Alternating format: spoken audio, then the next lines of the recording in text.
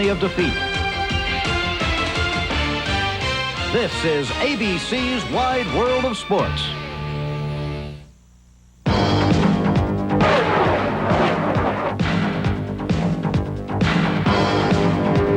NASCAR has come a long way from the late 40s and the sands of Daytona Beach. 2 years ago, they combined with the historic Indianapolis Motor Speedway to start a new tradition, the Brickyard 400. That first race saw young Jeff Gordon, who grew up near the track, take the win. This year, he's won 6 times and leads the season point standings.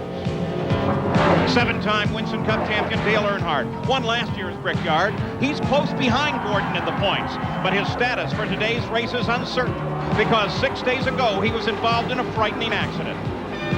NASCAR's biggest purse, over $4 million, is on the line. NASCAR's largest crowd, over 300,000, is here today. A tradition is rapidly growing. The start of the Brickyard 400 is just minutes away.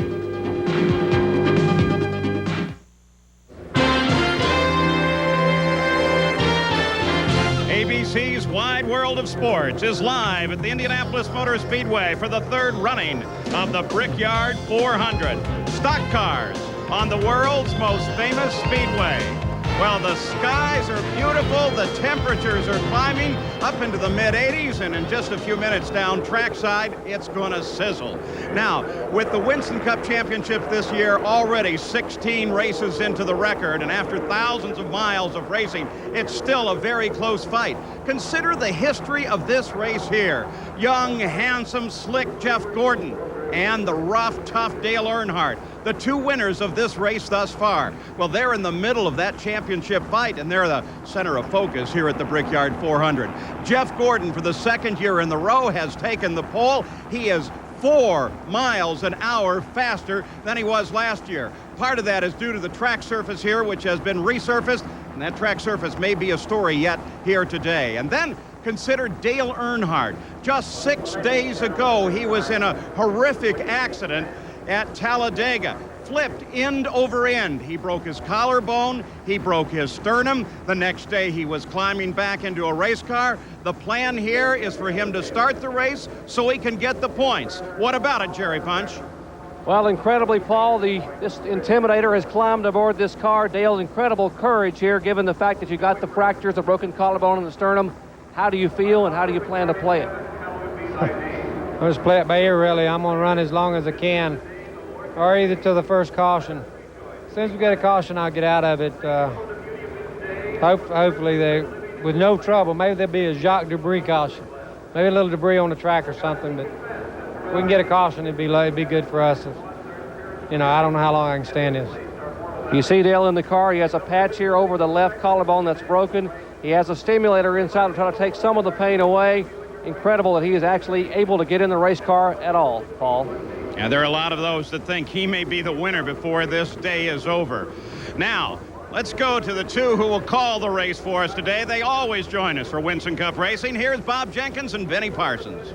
Thanks very much, Paul, and hi, everyone. Well, the importance of this race is measured in many ways. Each of the 300,000 or so fans gathered here today has a reason why he likes to come here. And by the same token, Benny, the drivers measure it different ways. Yeah, by testing. NASCAR only allows these teams to test 7 times per year. They use 2 tests for the Daytona 500. And the teams that are trying to win the championship, they'll save those last 5 tests until the latter part of the year to the tracks where they can go and decide the championship. Dale Earnhardt is going for number 8th championship. No one has ever won more than 7. He came to Indianapolis and tested twice. That tells me how important this is. Well, Benny Parsons retired from competition back in 1988. The first Brickyard 400 was in 94. Are you sorry you quit, and are you sorry you never had the chance to race here? Yeah, look at all the people. This place is unbelievable. You go down the front straightaway, 100,000 people on the right and 50,000 people on the left. I never got to experience that. There was almost an exact replica of this racetrack out in Ontario, California. It is no longer exists, and you had great success there. Won 2 times there. Won 2 times, and it probably paid $30,000 to win. Today, last pays $50,000. So, Paul, we can only dream of what may have been.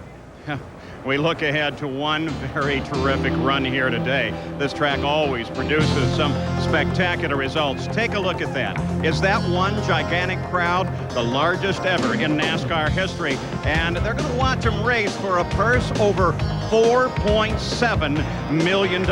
It's a very, very serious run indeed for everybody in Winston Cup racing. When we come back, we will be ready for the start of the engines and, in fact, the start of the race.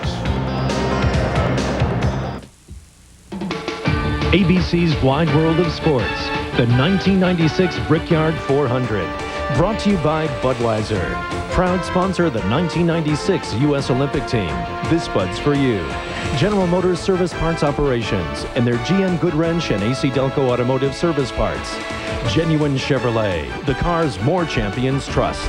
And Pennzoil Motor Oil, first to fully achieve the tougher 1997 GF2 performance standard.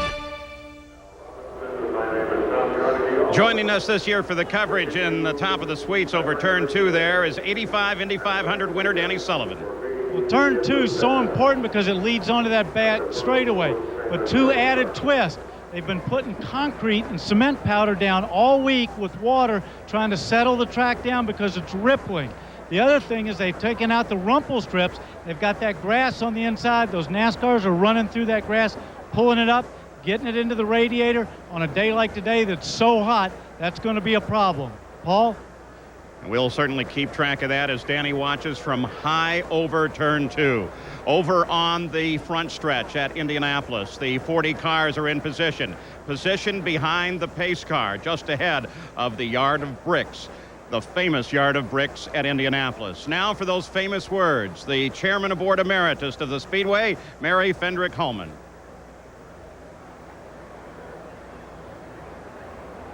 Well, race fans, we are ready now for the start of the 3rd Brickyard 400.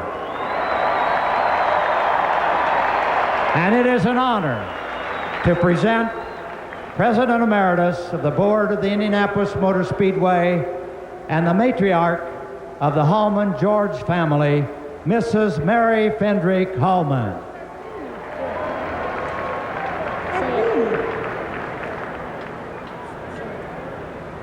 Gentlemen, start your engines.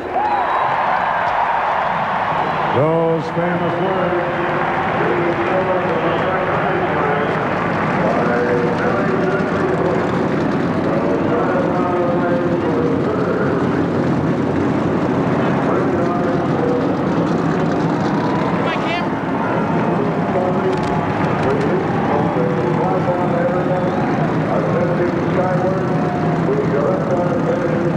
And the balloons rise up from behind the master control tower here. The cars are all started with a roar on the front stretch. As the crews head back to the pit boxes, let's go to Jack Arute.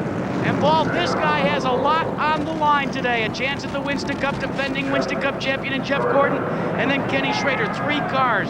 What about it, Rick Hendrick? Well, you know, we've got them all up front, and the points look good. We got to finish. It's going to be a tough race, but we're committed to get that Budweiser car in victory lane with Kenny Schrader, too. So it's going to be a great day, I hope.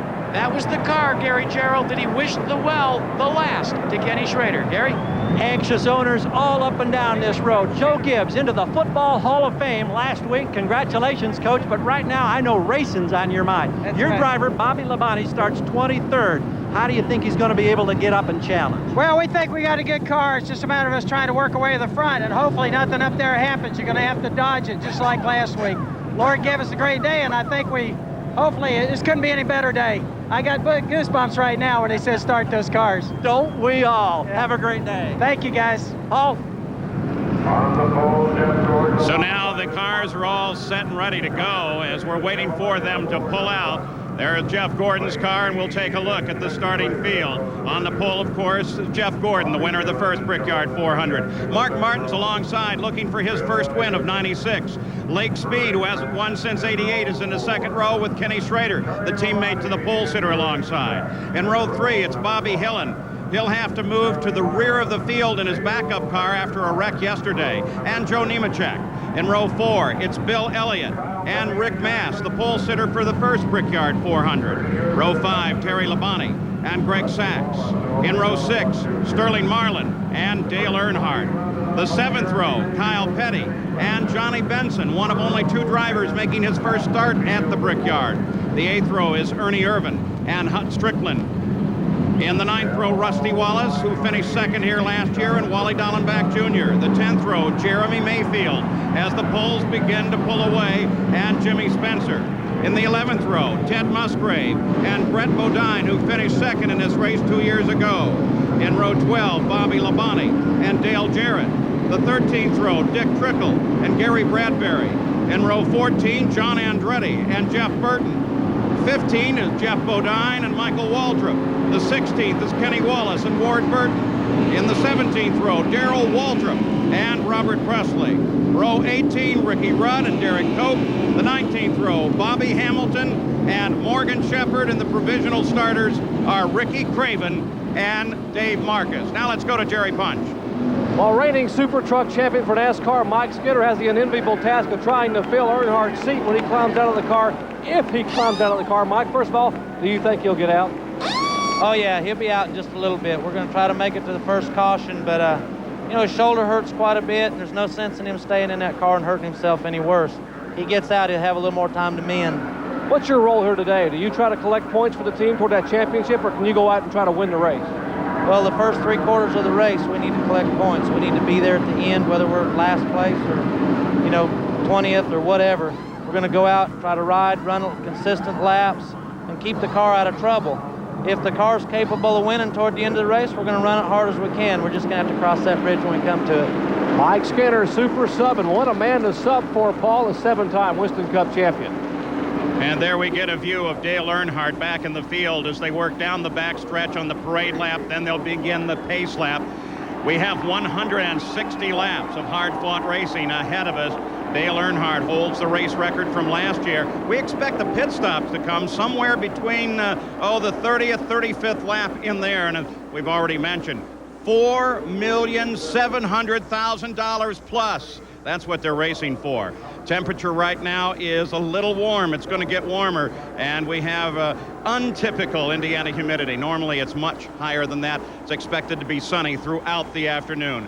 And the current points fight in the Winston Cup Championship right now is, as we said, very tight up on the top, with Jeff Gordon leading the fight, followed by Terry Labonte, Dale Earnhardt, Dale Jarrett, Sterling Marlin. Those are the top of the points fight. Then comes Ricky Rudd, Rusty Wallace, Ken Schrader, Mark Martin, and Ernie Irvin. So now they are ready to start the pace lap. It's just 2.5 miles to the start of the Brickyard 400. So let's send it up to the tower. Bob Jenkins and Benny Parsons.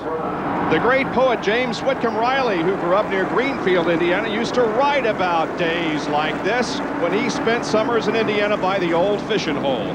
Well, we're at the Indianapolis Motor Speedway at the moment, and glad we are here because the Brickyard 400 is but a lap from the green flag, and we have some cars that are topping off already, Benny. Because they have run one lap. They sat there and warmed the cars up. They have run one lap. They stopped to put that last drop of fuel in. These cars were starting at the end of the race, so one lap might make a huge difference. The cars move through turn number 1 onto the south short chute, head toward Danny Sullivan in turn number 2. Well, everything looks good over here. They're just warming up their tires. These guys have got to be anxious, and they've got to wonder what those little concrete cement patches are going to do to them on that first lap. You can see them clearly right now. The cars on the left lane are running through it, and of course we've also heard Danny talk about the grass that they have been running through, and that may cause problems of overheating later in the afternoon. And besides that, they're throwing the grass up onto the track, which may make it just a little bit slick. On the parade lap, you saw the 2 pace cars out there, and you saw a gap in the cars. The reason that NASCAR does that is to set these cars at pit road speed. There's a speed limit on pit road. Today it's 55 miles per hour. Those pace cars, those 2 cars run 55, and that way the driver is able to set their tachometer in a gear, like in second gear at 3,500 RPMs. That's what they'll have to run down the front stretch. They have no speedometers in the cars. They have to use the tachs. The question remains, how long can Dale Earnhardt stay in the car? He was very emotional this morning. He wants so badly to stay in that car and to possibly drive it to victory again, but he knows that the injuries that he suffered last Sunday in Talladega will just not permit it, so Mike Skinner is standing by. 40 cars come out of the short chute, or onto the short chute, and will begin to quicken the pace as the Brickyard 400 is just a few moments away from the start. Jeff Gordon has been on the pole with a new track record. It's the 6th time this season that the pole speed has been a new record, and Gordon has been responsible for 3 of those. The Camaro pace car leads them down. If he turns left, this race will be underway. Bobby Hillin and Bobby Hamilton joined the back of the field because of their crashes yesterday during practice. The starter looks them over. We are moments away from the green flag. And there it is. The 3rd Brickyard 400 is underway from the Indianapolis Motor Speedway. It'll take Earnhardt long to down to the inside. 2x2 through corner number 1, over into turn 2. Jeff Gordon shows the way over Mark Martin as they go into the backstretch. Everybody appears to be okay through the south end of the racetrack, and now they head down the 5/8 of a mile back straightaway, and Mark Martin takes a look to the inside of Jeff Gordon. Can he make a challenge? A tight battle there into turn number 3, but Gordon holds on to the lead, and now challenges continue from Mark Martin. Mark wants to lead this first lap. You can tell by his aggressive manner. He wanted to come back first, will not be able to do it. Jeff Gordon will lead. And look at this, 4 abreast in back of Jeff Gordon, but he leads another lap. He has led 129 now of the 321 laps in the first 2. The first 3 now, Brickyard 400s.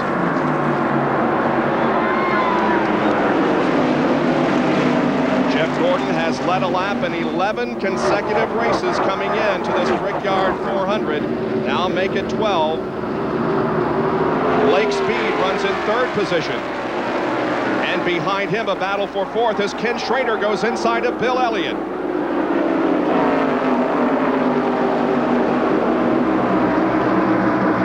Now things are starting to sort out. Joe Nemechek hanging in behind Bill Elliott. Here is Dale Earnhardt, who has fallen back to 13th position, leading this group of cars down the straightaway. Ernie Irvan is tucked in right behind him. Hut Strickland, Rusty Wallace, and others. And they get sorted out and go into the corner 2x2, but they were 3 and 4 wide there at the end of the main straightaway. I think we'll see that most of the day as cars 3 and 4 wide down the straightaways, but they must get at least no more than 2 abreast in the turns. Dale Earnhardt now up to 12th position. Ernie Irvan right behind him. Dale Earnhardt, the defending champion of the Brickyard 400. Bob, over here in turn 2, they are really throwing up the dirt. It's unbelievable. It's all the way up here in the booth. We're getting clouds of it. They've got those wheels way down into the dirt, and if they're doing this on the 2nd, 3rd lap, it's going to be awful busy halfway through this race. And again, that could cause some problems, creating slick situations over there in the corners later in the race. Hut Strickland, car number 8, Ernie Irvan, 28, run side by side. Irvan holds the position for the moment. Behind Hut Strickland is Rusty Wallace. Rusty Wallace finished 2nd in this race last year. He's under the Hut Strickland car, takes a spot away. There goes Jeremy Mayfield following Rusty Wallace. And Danny, you're right. We can see very clearly that the car's left side tires are way down in the grass, and we have a change of leader as Mark Martin goes to the front in corner number 3. Bob, over here in 2, he was all over him. He was passing almost as they came off of turn 2. He was looking for a way around 3/4 of the way through the corner. Halfway down that straightaway, he was past him. Mark Martin has never led a lap here at the Indianapolis Motor Speedway, but you can put it in the record book. He has about a 2-car length advantage on Jeff Gordon as they complete the lap.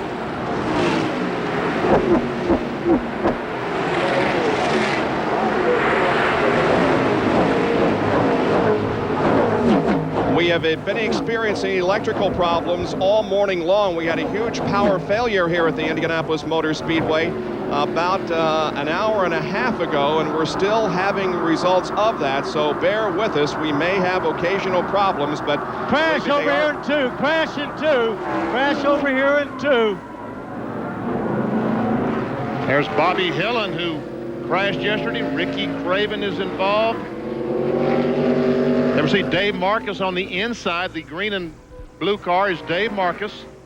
So the accident occurred at the back of the field, and Dave Marcus is ready to pull away. We wonder if Dale Earnhardt will be coming in now. Of course, they have to bunch up the pack before the pit area is open. When that happens, Dale Earnhardt may come in and get relief from Mike Skinner. Here's a replay. Looks like Robert Presley was the first to go around.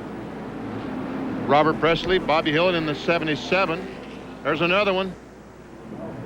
And there Presley goes around. And the 41 car also spins. That's Ricky Craven. You know, I don't think there was a lot of damage. Doesn't appear to be a lot of damage. Danny, was there much damage to those cars? No, they all seem to drive off okay. I don't even know if there was any contact. But Benny, what happened, I think, that created it is he got down in that grass too deep. I'm not so sure he could tell from what was being thrown up by the car in front of him. And he got down the grass, just hooked the wheel, and around he went. So already we may be seeing an effect of that situation over in turn 2. Here it is once again. Oh, there might be some contact with the red car, whoever that is. Some contact that sends Robert Presley sideways, and then other drivers get on the brakes and spin as a result. There's Ricky Craven on your far left as that car takes a loop. And Bobby Hillen also spinning to avoid Robert Presley. Here it is from our speed shot off of corner number 2. And all that smoke is created by Presley standing on the gas. When the car got sideways, he just stood on the gas to try to get it away from the wall. If he had hit the brakes, the car would have slid up. There's what Danny Sullivan's talking about. But Benny, if you go back and see that shot, you see the big cloud of dirt that they were throwing up right before he spun it. I'm not so sure that didn't help the situation. I got you. Here's Earnhardt down pit road. Jerry Punchy's coming to you. And Benny, at 55 miles an hour, he will come down and just radio and say, hey, the car feels comfortable. Tell Skinner he's going to have a fine ride today here at Indianapolis Motor Speedway. 7-time Winston Cup champion, defending winner of the Brickyard 400, will come in the crew and will put gas and driver change. That's all we're going to do. Gas it and driver change. Earnhardt wanted to start the race, would like to have run all day. The crew tried to convince him not to. They said he stayed up last night and watched Clint Eastwood movies, thinking he might change his mind and try to stay in the car. No, he's going to come out and get healed for next week at Watkins Glen. Earnhardt out of the car. He will come across the wall. Mike Skinner, and listen to this crowd go wild as Earnhardt climbs out of the car. And Mike Skinner is in the car. As they're watching Mike get buckled in, Dale, the car pretty comfortable to you? Car pretty comfortable to you, Dale? Not now, guys. He's watching Skinner get buckled in the car, listening to what they're telling Mike Skinner, making sure that Mike is getting completely buckled in. Dale takes the helmet off. The car has been refired. Dale making sure that Skinner gets in the car. The critical element here is that they do not lose a lap. They wanted to make sure that they would not lose a lap in the pits here. As Skinner now still trying to get buckled in, finally get the shoulder harness on. They put the window net back up.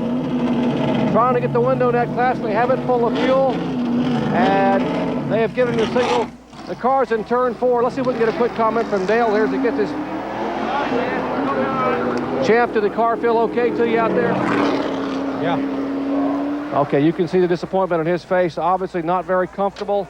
The pain in his face as he pulled that stimulator off his shoulder. A very, very uncomfortable and a very unhappy former Winston Cup champion. Benny, I think it's as much emotion as anything, don't you? I do too. I mean, Earnhardt, as I said, he wanted to win this for the second straight time. So Dale Earnhardt has relinquished his ride to Mike Skinner, the 1995 NASCAR Craftsman Truck Series champion, who won the truck race down the street here at Indianapolis Raceway Park just a couple of nights ago. Here's Jack Arute with a report on Jeff Gordon. You may wonder why Jeff Gordon dropped back to second. when the number 6 car, Mark Martin, tucked up behind the rear spoiler, the car guys got very, very loose. He talked to Ray Evernham about it. Evernham said, hey, we're going to have to live with that all day. So he said, well, I think I'm going to let Mark lead for a little while. And indeed, Mark Martin has taken over the lead of this race, with Gordon second, Lake Speed running in third position, Ken Schrader fourth, and Bill Elliott in the fifth spot. We are about a half a lap away from the green flag. Gary Gerald has this report from pit road. Just updating the situation for Dave Marcus and Ricky Craven. Both have been into the pits. Both have gone back out. Now Marcus comes back in, conferring with his crew. They changed the right front tire. Body damage very, very minimal after that contact that brought out the yellow. So both Craven and Marcus now back on the course, Bob. As we said, there didn't appear to be a great amount of damage to any car that was involved in that incident over in 2. Jerry Punch. Well, now Dale Earnhardt has caught his breath. He's talking to Davies with his crew chief. And Champ, I know that's probably the toughest thing you've had to do is climbing out of that race car. Yeah, the car was real comfortable, and I wasn't in much pain riding along there, but you know, the plan was to get him in there so just in case anything happened, I wouldn't hurt myself anymore. And dadgum, it's hard to get out of there, Jerry. I mean, you know, it's my life right here. Boy, an emotional Dale Earnhardt. You will never see that. This man loves and lives to race. Bob? Tough men in the race car, tough men all the other times except when they're involved in an incident like Dale Earnhardt has experienced here today and this past week. Didn't look like a one tough customer then, but he is one tough customer. But again, he wanted it. He wanted it badly. And he had it. He felt like this car was capable of winning today. We should be going back green here. The pace car, we're watching to see if it does indeed come off of the racetrack. Yeah, at the last minute, Elmo Langley makes the hard left-hand turn, enters pit road, and now the field once again in the hands of the leader of the race, Mark Martin. The green flag is coming back out. Several cars move to the inside to try to gain a position here as the speeds increase and the field heads toward turn number 1.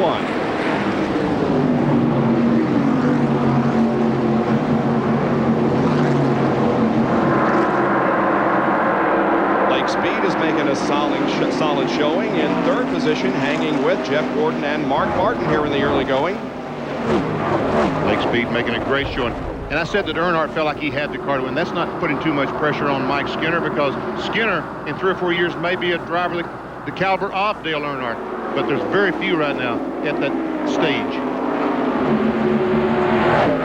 This is Mike Skinner's 13th career start, his third in 1996. Pretty much single file formation here at the present time as the drivers are just learning how things are going here, sorting their cars out. Johnny Benson moves to the inside, and now Jeff Gordon does likewise. He feels that Mark Martin has led too long. Remember, there is $400 available for each and every lap that is led. So Jeff Gordon wants to take back command and lead as many points as he can, get the money, and of course, also the person who leads the most laps will get 5 bonus points toward the NASCAR Winston Cup Championship.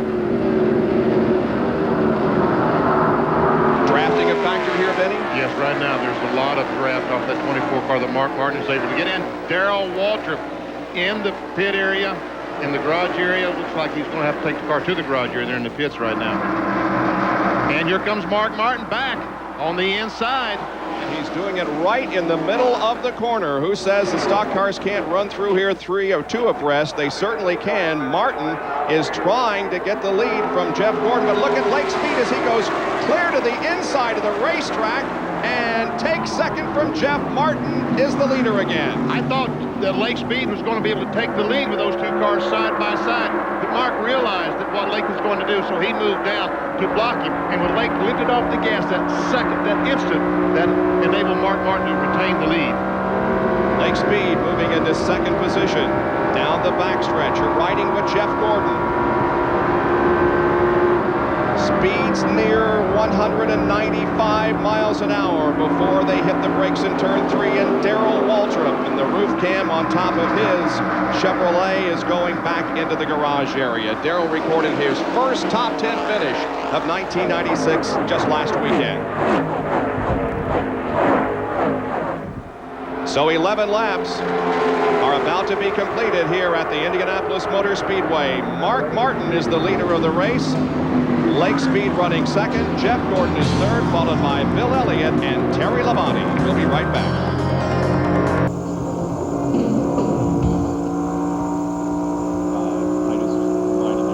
One of those network breaks or local breaks, yeah. In fact, give me that. I'll just keep it here.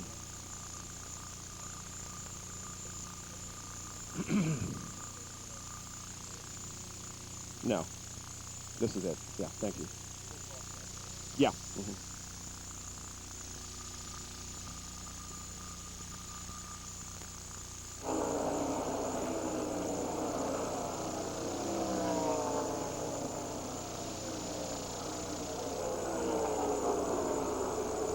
Kyle Petty's getting a little racy.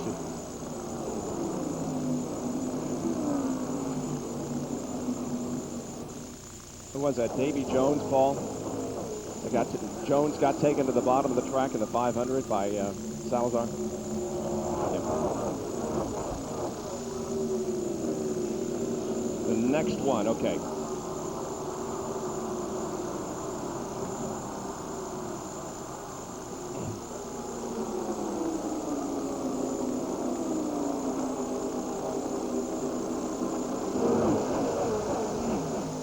Started seventh. Seventh to fifth.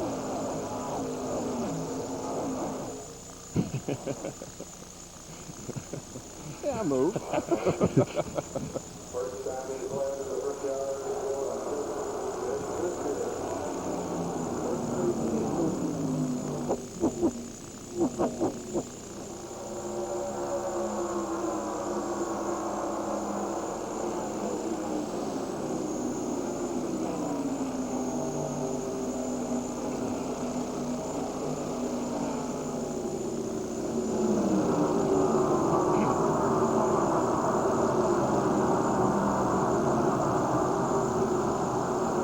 They used a dozen run-of-the-mill drivers. They couldn't call it the International Race of Champions, could they? Think about it. 13 laps completed at the Brickyard 400 here at the Indianapolis Motor Speedway. Mark Martin is the leader of the race. Lake Speed just behind. Jeff Gordon is trying to try an inside move, or at least a look into turn one, but he cannot make the pass. That's the reason that Lake Speed is moving over on the straightaways to keep Jeff Gordon, get that inside move. Lake Speed, the only driver who has started all 18 events in the NASCAR Winston Cup Series this year, who has not led a lap. He's close to it at the moment. He's only a few car lengths away, but Mark Martin looks like he is pulling out. He's probably gained 5 or 6 car lengths during the commercial break. Bill Elliott, Terry Labonte.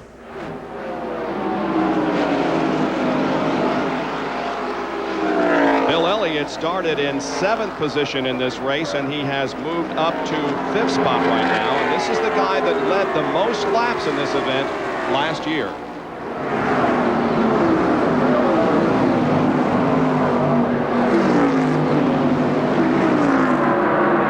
Bill Elliott had a crash in Talladega back in May. Most of you fans realize broke his hip and had to sit out for about a month. He came back at Daytona, so he has been to Daytona, to New Hampshire, and to Pocono, and to Talladega. So this is his 5th race back. He should be in racing trim by now. And he knows what it's like to drive hurt, as Dale Earnhardt experienced earlier today. Earnhardt has given up the car to Mike Skinner. That occurred during our first caution period of the afternoon.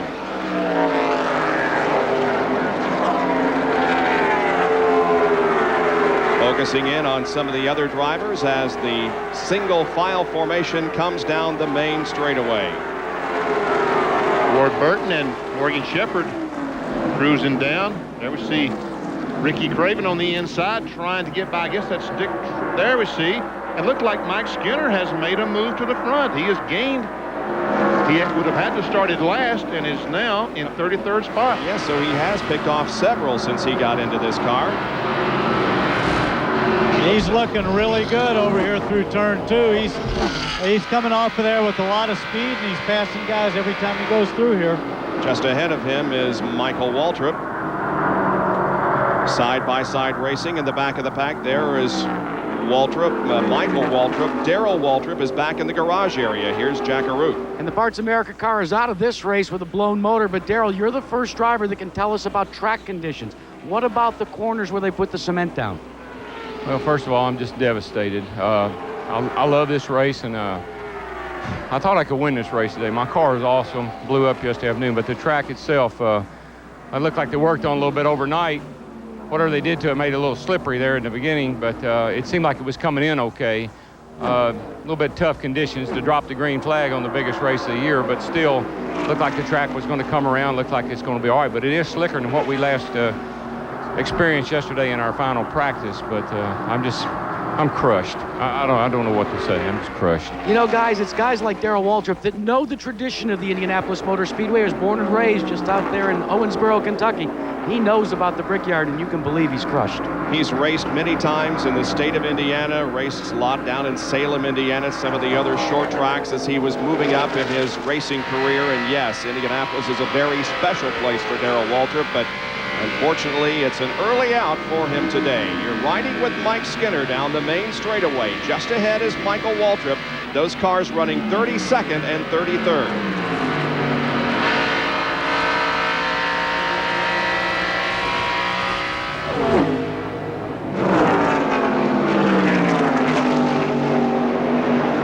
Mark Martin still leads the Brickyard 400 over Lake Speed, Jeff Gordon, Ken Schrader, and Bill Elliott. And we'll return to the Brickyard 400 after this message and a word from our ABC stations.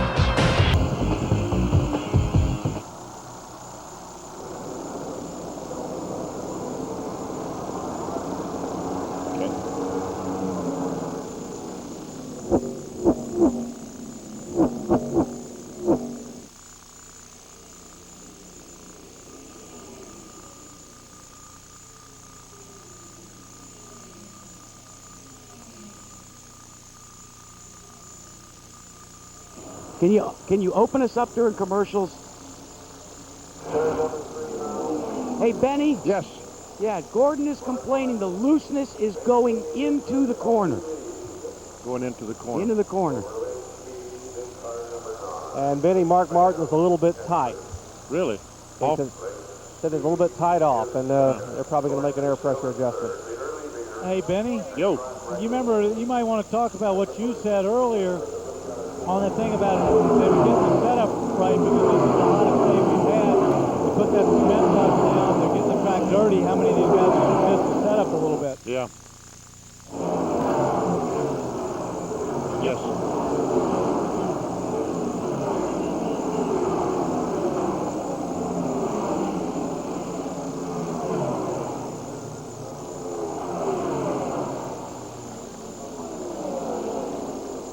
Okay. Yep. Dale Jarrett up to 15th, guys, from 24th. Yeah, that's nice. Track temperature 120 degrees, Benny. Move. On Goodyear report. I think Marcus is headed for the garage. He just went by us very, very slow.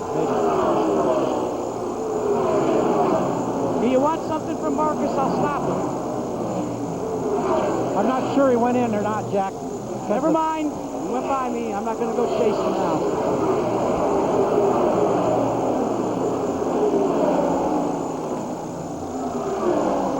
Danny, can you see that graphic? I want an interview from Marcus. Sorry, I didn't see anything.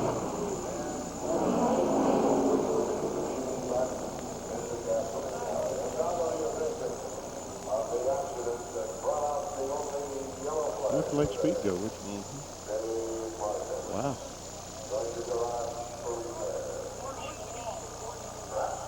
Gordon has crashed.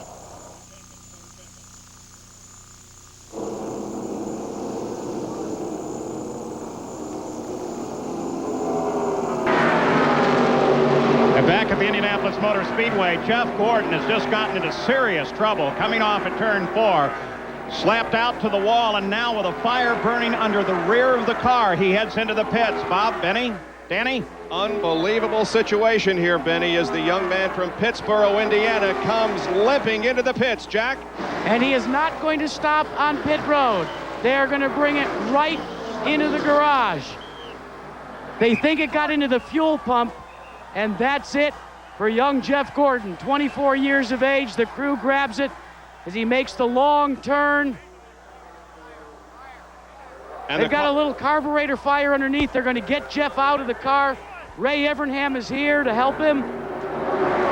And there is a pass for the lead, guys. Back to you. We'll get with Jeff in a minute. Lake Speed takes the lead as the caution flag comes out here at the Indianapolis Motor Speedway. We presume it's because that they want to check the track for debris that might have put down when Jeff Gordon banged against the outside wall in turn number 4.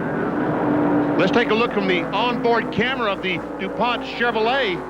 You see the car will not turn. They're trying to get it. And there's one of the spam guys saying, get that car out. Let's watch. Jeff Gordon is going in turn 3. He goes down low, and all of a sudden it looks like the right front tire lost the air. And like Jimmy Spencer did the very first race here, almost identical spot, he hits the wall. Is that turn 3 or the 4? It's between 3 and 4. It's turn 4 that he actually hit the wall. Yeah. And he's knocked the fuel pump off, as Jack alluded to, and that's the fire that we see under the car. And there's the debris. See some stuff falling off the car. That's why NASCAR threw the caution flag. And obviously the point of impact. Well, he won the inaugural race 2 years ago. He finished 6th here last year. He put another chapter in his book by stealing the pole position a couple of days ago for the 3rd annual Brickyard 400. He is out of the car and examining the damage that was caused to the DuPont Chevrolet when he hit the wall up in turn 4. They just don't know what happened. They're trying to figure out what happened to the car. In any case, it undoubtedly will take Jeff Gordon out of a possible win at Indianapolis. Lake Speed now leads at the Speedway for the first time this year. Coming up today, Experience Auto Racing a whole new way. It's a historic moment as 12 identical Firebirds run under the lights for the first time at Charlotte in the International Race of Champions. That's today at 4:30 Eastern and Pacific here on ABC Sports. Let's get an update on Jeff Gordon. Jackaroo? Not the way you wanted to spend the day before your birthday. No, this isn't a good birthday present, but I got a pretty good birthday present on Wednesday or Thursday when we signed the pole. But our biggest concern is running for this championship. I mean, we want to win, this race really bad, but, we would have settled for anything other than, some bad luck like this. So I didn't hit it real hard. I mean, I hit it hard enough to knock some things out of it, but we'll be able to get back out there, I believe, and make some laps. But was that on account of the looseness you were feeling? Because we heard the radio reports. You said the car was a little loose. No, not at all. I blew a right front tire, so the car was starting to handle pretty good. I was just kind of biding my time, just waiting to see what the car was going to do as the fuel burned off and the tires went away. But no, I just went in there and blew right front. I don't know why I did it. Well, if you take a look, which we're bringing the car back here, they're getting everything set up, guys, to literally put Jeff Gordon back in this race. Why? You know, Benny, because of points. Trying to get every point possible. As a matter of fact, on the caution flag, when the cars came around, every car pitted. Every car except one. That car. Mike Skinner stayed on the racetrack. Tell him why, Bob. Well, to lead a lap and pick up the 5 bonus points. That's right. He led a lap. He picked up 5 bonus points. And now he goes to the back of the field, but he has 5 points extra. And, of course, those points will actually go to Dale Earnhardt, and that's what's so very important about putting him in that car. Let's update a couple of things that have happened while we've been focusing on this terrific battle for the lead. Rusty Wallace has moved from 17th to 11th. Jeremy Mayfield from 19th up to 13th. Jimmy Spencer from 20th to 12th. Morgan Shepherd 38th up to 23rd, and Dale Jarrett has taken a run from 24th to 17th. So some good moves already, and certainly the driver that you have to be very impressed with is Lake Speed because of his performance. But at the moment, it is Ken Schrader lined up behind the pace car. Lake Speed changed 4 tires, which was very surprising to me, and I get Mark Martin also very surprising. All those cars in front probably just changed 2. So we've had 2 caution periods here in the first 25 laps. Well, getting around the Indianapolis Motor Speedway is an experience that very few people can indeed experience. To take a lap around here at speed in a NASCAR stock car is quite a undertaking, and Darrell Waltrip did that for us yesterday. And here we come, down to take the green flag. Come down here, we cross this famous little stack of bigs doing 190 mile an hour. Try to keep it nice and low down on the white line, even knock up a little grass if you can. Out next to the wall in the short chute, into turn 2, right down on the bottom grass line as we come off of turn 2 and head down this famous long back straightaway where we'll hit 190 miles an hour. I gotta let go of the button because I'm flying right now. Heavy on the brake into turn 3. Down low into turn 3 with the grass again flying. Right out next to the wall. Whoa, look how neat of it. Down into turn 3. Cocker down there and wide open on the throttle. Coming off of turn 4 into, whoa, once again right out next to that wall. And here we come to complete a lap. Yes, sir, at the world famous Indianapolis Motor Speedway. Well, that was yesterday when Darrell Waltrip was in a much better mood. Unfortunately, he's already out of this race. And you can see the emotion in Darrell Waltrip's voice when we interviewed him just a moment ago, how devastated. He said, he used the word devastation, and correctly. He and Earnhardt wanted so much to compete in this race today. Let's take a look at the pit summary. Lake Speed was in the lead when he went into the pits. He comes out in 10th, and again, as Benny indicated, one reason for that is because he took 4 tires. So did Mark Martin. Ken Schrader was in 3rd position and now is in the lead as we get set to go back to racing in the 3rd Brickyard 400. Pace car pulls off. Ken Schrader at the top of the field. Ken Schrader, prior to today, had led 2 laps in the Brickyard 400, but now takes the green flag as the leader. Sterling Marlin, Bill Elliott, Kyle Petty, Terry Labonte and Johnny Benson are behind him. Benson took a look to the inside of Labonte. They're going into turn number 1. On board, Johnny Benson. One of only 2 rookies in this race, and certainly the man who will win Rookie of the Year honors in the NASCAR Winston Cup Series this year. Again, takes a look to the inside of Terry Labonte as they reach the end of the backstretch.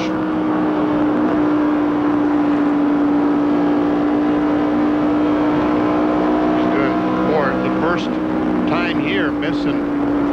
Oh, there we see a battle for the lead. Sterling Marlin under Kenny Schrader takes the lead. Can he make it to the start-finish line? And Elliott on the inside. And the whole line is now lining up to try to get by Kenny Schrader. We may see Schrader lose several positions here. He's going to fall back into 4th spot from 1st to 4th in just the length of the front straightaway as Sterling Marlin takes over command of this race. Bill Elliott is in 2nd spot.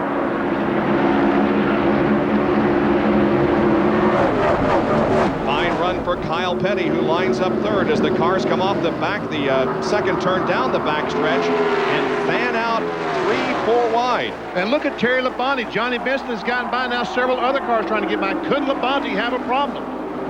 And Sterling Marlin has lost the lead to Bill Elliott, and also Kyle Petty's moved in to 2nd place. There goes Schrader back by. Wow. A lot of positions being changed here in the early going. Look at that. And Bill Elliott will get credit for leading this lap. Johnny Benson looks racy. We're riding with him as he goes into 1. He's going to try to get the spot from Sterling Marlin. Oh, the cars are so close. Careful, boys, careful. Benson has to get the left side tires way down below the white line, but he gets the job done. Gets the job done. Johnny Benson, the Pennzoil Pontiac. See, Mark Martin, the Valvoline Ford behind Sterling Marlin, had fallen back to 9th place, has worked his way up to 7th.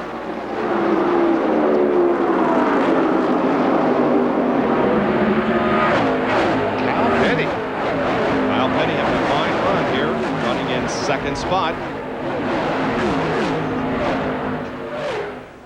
But the man in command at the moment is Bill Elliott.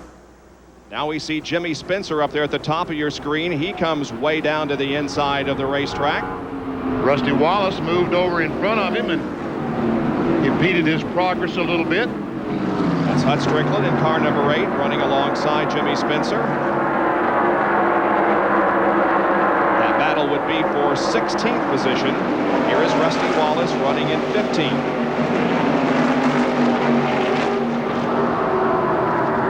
Rusty Wallace driving a Penske chassis. Now Kyle Petty is ready to take the lead, and they go into the corner side by side.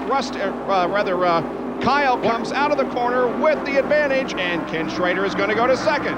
And Benson tries his best, and he'll take the spot away. Move Elliott back to 4th place in one corner, and look at Benson trying to get on the inside of Schrader, and is going to do it. Wow, Johnny Benson in the Pennzoil Pontiac is taking 2nd position. Right now we have 2 Pontiacs in front. Very seldom this year have we had 2 Pontiacs up front. Kyle Petty has never led here at the Indianapolis Motor Speedway. He is right now. What's going on, Benny? I mean, there for a while we saw a single file lap after lap, but now everybody is crazy out there. Well, I think Mark Martin was pulling those guys along as fast as they could run, and right now, here goes Benson. Let's see if Johnny can get the lead from Kyle Petty. They're over in turn 3, and yes, indeed, Johnny Benson, the rookie in NASCAR Winston Cup, takes command of the richest race in NASCAR, the Brickyard 400. But Mark Martin has moved up to 5th place. There he is. So Johnny Benson takes over command with Kyle Petty 2nd, Ken Schrader 3rd, Sterling Marlin 4th. We'll be back with more from the Indianapolis Motor Speedway in a moment. GM Parts and Service presents the Brickyard 400, Year 3. Well, the Brickyard, I think, raced right in there with the Daytona 500, and it's a very historical race, I think, because of where it's at Indianapolis. Winning at one time was great. Being the only 2-time winner would be even greater, and I'd be proud to win it again. Okay, yeah. Uncle Sterling. Somebody's going to wreck here for him.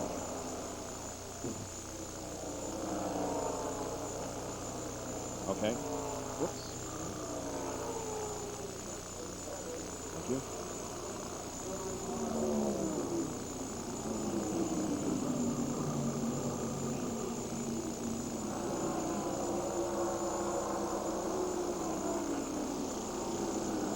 Darwin back. How about that? Where did he start?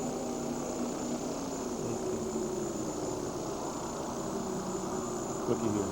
Hey, look at this.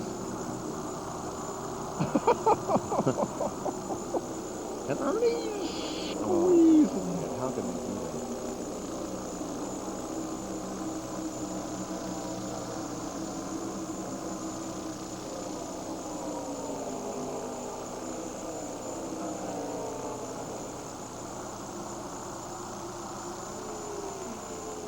I'm going to work Danny into the conversation a little bit more here too. Yeah. Yeah, right. Exactly. We're seeing some great racing.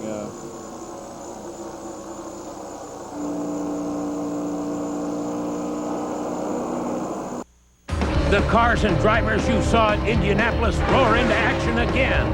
It's the True Value 200, August 18th on ABC Sports. Johnny Benson leads the Brickyard 400. Kyle Petty is 2nd. One of the best battles on the racetrack right now is for 3rd spot. We ride with Sterling Marlin. He's 3rd, looking back on 4th place, Mark Martin. Exit from turn 4, coming down to the start-finish line, and Benson will once again lead a lap. There's 3rd and 4th. Jack Arute has a report on Johnny Benson, who's looking pretty good at this time, Jack. And Bob, throughout the early going of this race, his crew and the spotters have been talking about him, saying, stay smooth, watch this, watch that. When Johnny Benson took the lead, he keyed the radio and said, hey guys, I think I'm going to like this. I'd almost guarantee it. Johnny Benson is the first rookie to ever lead a lap in the Brickyard 400. Bob, one of the things that I'm noticing over here and seeing is that we saw that racing that's going on there. If the guys get a little slide, they get a little slide going, or they're a little wide in the corner, it seems like they get passed by 2 or 3 cars. I think the track's slick enough. They're having to lift out of it more than they want. Everybody else is drafting off of them. That's why we saw such close racing. The last lap, though, the fastest car on the racetrack was Sterling Marlin, and as he recorded a lap of 170.464 compared to 169.4 for the leader, Johnny Benson. So Marlin is the fastest car on the racetrack at the moment, but doesn't appear to be gaining much on Kyle Petty. Here's Jack Arute. Well, as Danny Sullivan said, that's exactly the problem with Bill Elliott. He went into the corner, the car was slipping and sliding, and he has to contend with that. That's why he's dropped off of the top 4 positions. Well, Jack, I can tell you over here, I feel like I'm calling a dirt track race because we are just covered in dirt, grass. Every time they come through here, it's just throwing it all the way up on the top of these turn 2 suites. Well, tonight on ABC, spend an hour under the spell of the world's funniest hypnotist. Then starting in September, Michael J. Fox will be on ABC every week in the new comedy Spin City. But tonight, he's here in the Saturday movie presentation of Life with Mikey, co-starring Cyndi Lauper and Nathan Lane. It's a whole night of laughs for the whole family tonight on ABC. Well, Danny Sullivan, I've seen you in many great races here at the Indianapolis Motor Speedway, and things have settled down here just a little bit, but boy, there for a while, we were having some great competition on this track. Well, of course, you say that. We're still having some great competition. It's a little further back in the pack than it was right there at the front. But these guys are just nose to tail sliding it through here, throwing up dirt. It's fabulous watching this. Uh-oh, Kyle Petty. And he takes out Sterling Marlin. And Mark Martin somehow gets by, and Kyle's going in the wall head on. Oh. Terrific impact for Kyle Petty. Boy, that was a big hit. Crashes in turn 4. It comes as the field was coming down to complete lap number 38. Heavy contact with the wall on the outside by Kyle Petty. He slid across the track and hit Sterling Marlin, and then terrific head-on impact with the inside wall. There is Sterling Marlin's battered machine. And Sterling is moving around. Wow, I mean, that was big. Let's take a look from our turn 1 camera as to what happened as Petty was coming out of corner number 4. Looked like exactly the same thing as Jeff Gordon just lost the air in the right front tire. And Sterling Marlin had no place to go. And look at Mark Martin. How he gets by is beyond me. But now Kyle's car, the accelerator, I think, is hung. He has no brakes. And bam, into the inside wall almost head on. And from another angle on our camera from the Tower Terrace, the car just shoots straight to the wall. You guys, I agree with you. That looked like something went down like a tire, and I wonder if that's coming from just all the stuff we're seeing, all the grass, if it's pulling up any gravel off this track, that they're having a tire problem with punctures. And now from Sterling Marlin's perspective, looking out the back glass, and he was just an innocent victim of Kyle Petty's situation up there in turn number 4. And the safety workers are at the cars of both Sterling Marlin and Kyle Petty.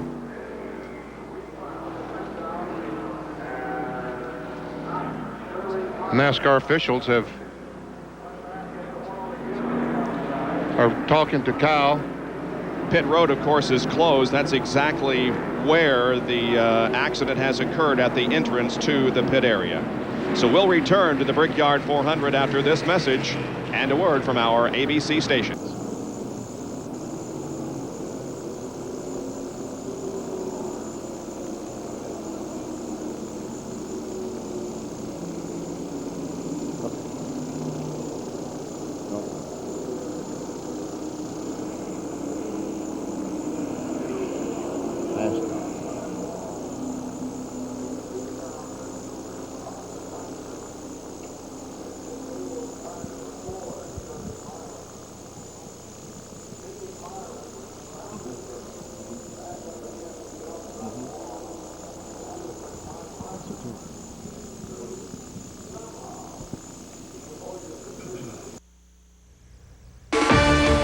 You're watching ABC's Wide World of Sports.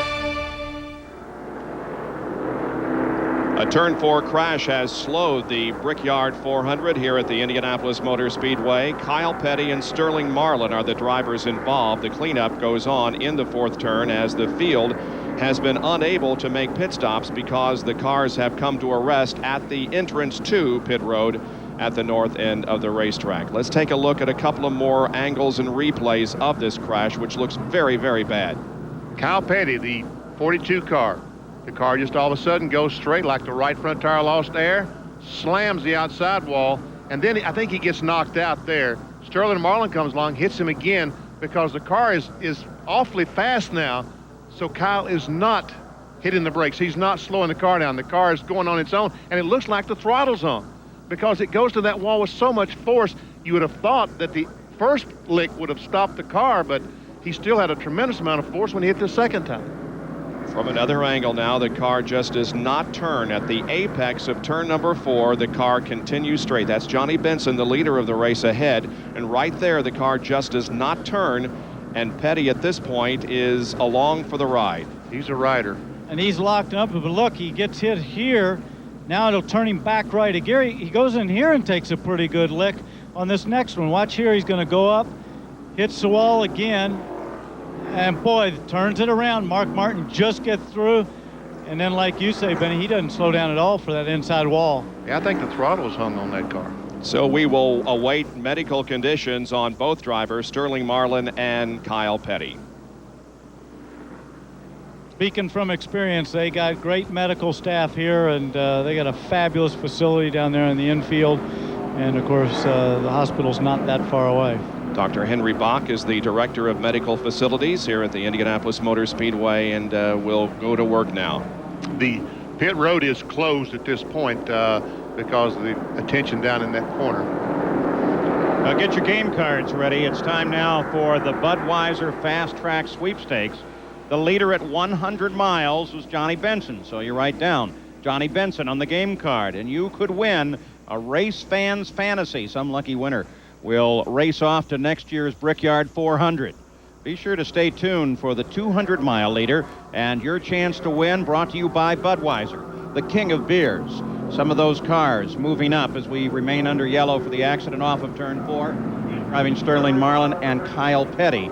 Wally Dallenbach has moved from 18th to 5th. Jeff Burton from 28th to 7th. And Ward Burton from 32nd up to 9th. So we are under yellow at the Indianapolis Motor Speedway. It is our third of the day. 41 laps are complete. We're just past the 1/4 of the race, 100-mile point. We'll be back. The world's fastest man, Donovan Bailey of Canada, and other top athletes take the track in Monaco. And the touring cars hit the road at Mid-Ohio next Saturday on Wide World. We're back at the Brickyard 400. After 40 laps, the leader, of course, was Johnny Benson. He's led 9 of the 40 laps. We've had 8 different lead changes. The front of the field has been absolutely terrific with Gordon, Martin, Schrader, Marlin, Petty, Benson, all up there. Of course, we have Jeff Gordon already out after contact in turn 4. Average speed is down at 129 miles an hour. Here, they're the leaders during the run with Martin, Benson, Gordon, Lake Speed, Elliott, Schrader, Mike Skinner replacing Dale Earnhardt, and out of the race, Darrell Waltrip, Sterling Marlin, and Kyle Petty. But, Jerry Punch, there's some concern about tires. Steve Myers, Director of Sales and Marketing for Goodyear. Steve, you guys are researching it. What have you found out so far? We're still gathering data right now. There's been 2 tires, and we're taking a look at what the air pressures were, looking for any type of puncture or maybe something from debris. We've dismounted one of the tires right now, and as soon as we have some information, we'll be sure and let you know. At this point, we're still gathering information. All right, to Steve Myers. They're checking on it. They'll get back. Let's go down and check in with Jack Road, who's standing by at our leader's pit. Well, Jerry, the crew has decided and talked it over with Johnny Benson. They are going to change left side tires only. Now, why? Well, they feel they've only got about 15 hard laps on the right side. And let's go to Gary Gerald. Gary?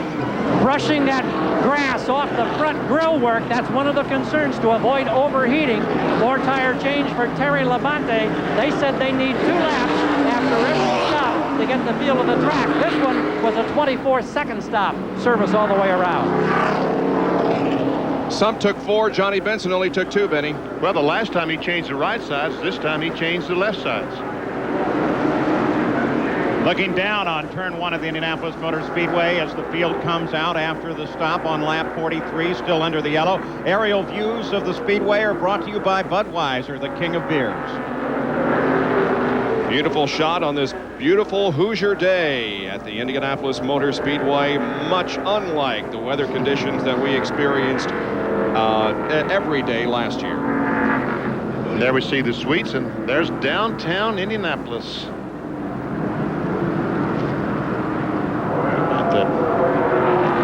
Johnny Benson still retains the lead. Mark comes out second.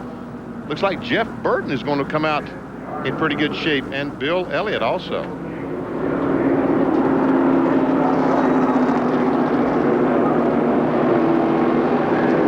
Well, as we watch the field continuing to work around under the caution here, we'd like to remind you that Sunday, August 18th, the Indy Racing League kicks off their 96-97 season. Indy 500 winner Buddy Lazier, who's here at the track today, and the drivers of the IRL head to New Hampshire for the True Value 200. That's Sunday, August 18th, and it'll be right here on ABC Sports. Still under caution. Let's go to Jack Arute. Well, guys, you were talking about why did Johnny Benson only take left side tires. Little bit of tire management going on right now. It seems the team has scuffed a few tires in, but what they feel is for 15 laps, Benny, the sticker tires will work well, but scuff tires seem to be better after 15 laps. So what they're trying to do is get a couple of sets of scuffs on the left side to use later in the race. Let's go to Gary Gerald. Gary? Jack, Greg Sachs started this race in the 5th row. You can see a big wheel mark on the left-hand side. The bonnet is up. They're working underneath. They've had the carburetor off. They're still making adjustments. They fired the engine. Now the carburetor going back on. But he's been here a long, costly period of time. Real tough break for Greg Sachs. Greg Sachs took over this car earlier this year after Steve Grissom was dismissed, and we're getting set to go green. Mark Martin pulling down to the inside of Johnny Benson there for a moment in the corner. Now the field is aligning for the restart. We've been cautioned here for several laps because of the incident up in turn number 4 involving Kyle Petty and Sterling Marlin. The field behind the pace car off of corner number 2 headed down the backstretch. You know, Kyle Petty was running in qualifying. Right now, let's check in with Dr. Jerry Punch. Back in the garage area, Jeff Gordon's crew continuing to work. While you look at the car, let me ask Ray Evernham. Ray, how far are you from getting this car back on the racetrack? It'll be a while. It's been pretty bad. If we get it, it's just going to be make up a few positions. It's pretty well trashed it. It's hurt the frame pretty bad. The whole roll cage is knocked in on the right side. So, you know, just thank God the kid's all right. We'll just have to do the best we can and go on to our next race. Well, Ray Evernham and the crew trying to get it straightened out for a couple of laps, possibly to pick up some spots. Paul? Of course, a lot of fans here hoping that they get Jeff Gordon back into the fight. We'll be back for the green flag. Chevrolet presents the Brickyard 400, Year 3. Well, I guess it's one of the biggest races that we run all year. If you look at the money you can win here, it is the biggest race. I think when you come here and you kind of get caught up in the history of Indianapolis, the tradition here, you walk through the museum and you look at all the history over there with all the races that have run here. It's a real honor for us to be able to race here. ABC's Wide World of Sports, the 1996 Brickyard 400. Brought to you by Pennzoil Motor Oil. First to fully achieve the tougher 1997 GF2 performance standard. Delco Electronics, official sponsor of the 1996 Brickyard 400. General Motors Service Parts Operations and their GM Goodwrench and AC Delco Automotive Service Parts. And Budweiser, proud sponsor of the 1996 U.S. Olympic team. This Bud's for you. You're looking down on the area just behind Gasoline Alley. That's Sterling Marlin's car. They're taking a hard look at it. I'm sure they're just taking a look at the damage. Jerry Punch, what's his situation? Well, fortunately, Sterling's okay. Sterling, good to hear you're not hurt after a pretty hard lick up there. What happened? I thought Kyle cut a tire down just the exit off 4 and hit the outside wall, and I seen him hitting it and it wasn't nowhere to go. He just come straight across, and and we tagged him, and that's about the end of it. How bad is your car hurt? The whole front end from where we stand looks like it's pretty much sheared away. Yeah, it knocked all the right front, sheared the headers off and everything, and hit Kyle pretty much behind the left front tire, and it looks like he's okay. He was conscious and talking, and I guess it might have sprung his neck or something and hollering about his leg a little bit, but I believe he's okay. People researching the tire situation, any clues to what may be happening out there? We saw Jeff Gordon's car veer in, now Kyle's. Any thoughts about right front tire problems? Have you had any problems all week? Well, we tested tires here for Goodyear, and they got absolutely a great tire for here. I mean, it's awesome. Same tire run here in Pocono, Michigan, and they put some sod around the track, and they put some spikes in it, so we don't know if the spikes are coming up. We're running through the dirt a lot, and maybe pulling them up and running them over and cutting the tires down. Well, that's Sterling Marlin, currently 5th in the Winston Cup points. If they can, they want to try to get what's left of his Kodak Chevy fixed and get him back on the racetrack. Well, they were going to take a green flag, and then they did. Look at the gouges in the track there.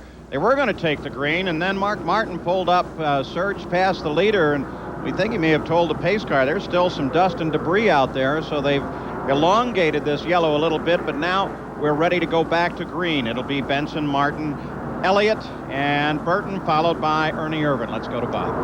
All right, Johnny Benson there in corner number 3 with Mark Martin right behind him, Bill Elliott 3rd. Jeff Burton is running 4th, and Ernie Irvin is in 5th position. Keep an eye on the 8th place car. That's Bobby Hillen, who crashed yesterday. Had to go to the rear of the field in the backup car, but Bobby has worked his way back up to the 8th position. Johnny Benson in command now as we get set to go back to racing in about a quarter of a lap. See, that's why Dale Earnhardt got out of his car. That's what Richard Childress, all the crew did not want. Something to happen to Earnhardt like happened to Kyle Petty and to Jeff Gordon, because in his condition, he couldn't stand to live like that.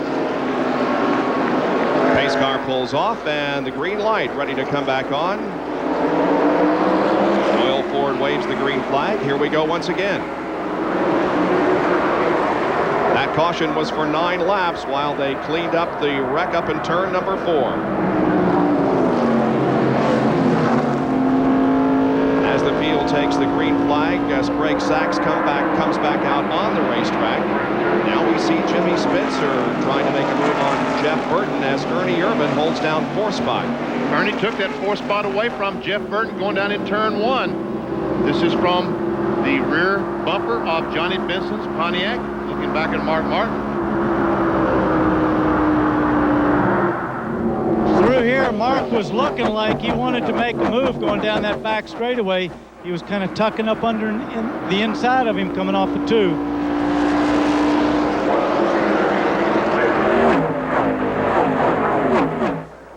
Here they come. Johnny Benson lead one more lap. Impressive performance by the rookie from Grand Rapids, Michigan. Wow, Mark was in the dirt that time, kicking up the dirt. Saw the dust fly up as he put those left sides in the dirt. And Benny, you see what I mean? How he drops back a little bit when it goes in there. I think he has to lift a little bit. He drops a little bit of ground to Benson. Yep. Jeff Burton running back in 5th position. Spencer is 6th. Bobby Hill has taken over another spot, and Rusty Wallace is up to 8th spot now. There is Ward Burton moving to the inside of Robert Presley in the 33 car as he comes up on the 7 of Jeff Bodine. So some good racing back here in the mid-pack. And Dale Jarrett is on the inside of Presley. There we see Rusty Wallace, who ran so well here last year, followed by Jeff Bodine.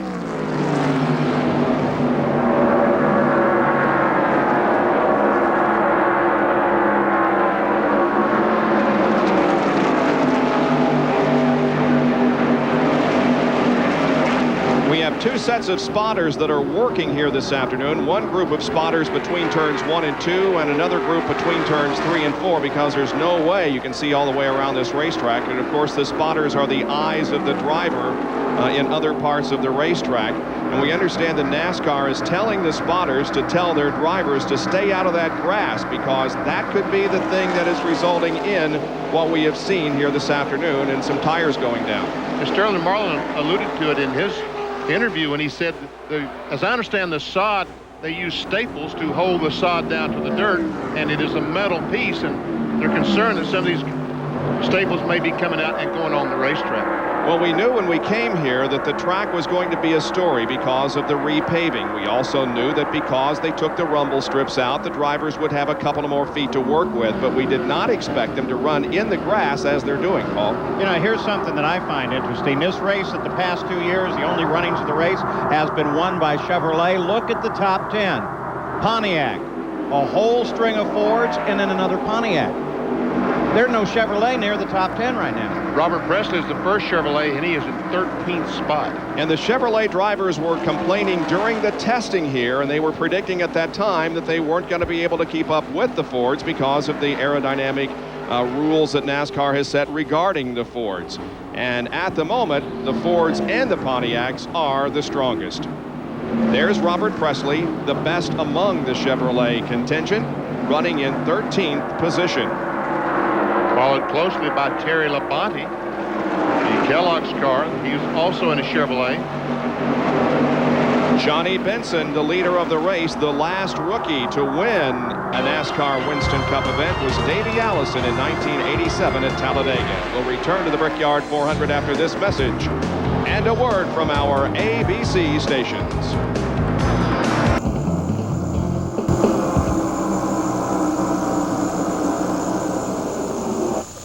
Well, Presley doing fine after that. Good point, Paul.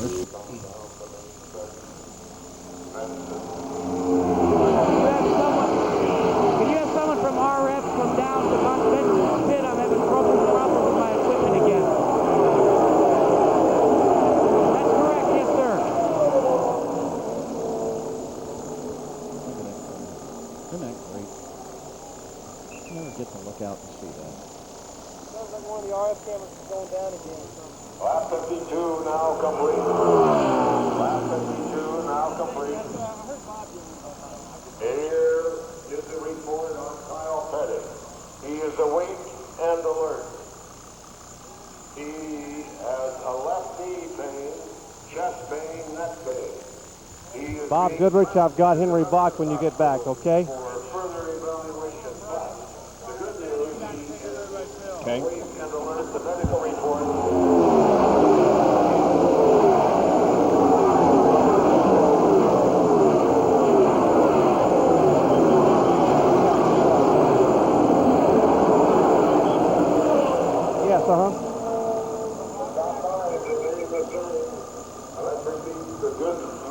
Yeah, we talked to Sterling. Everybody else okay. The medical center regarding the driver of car number 42.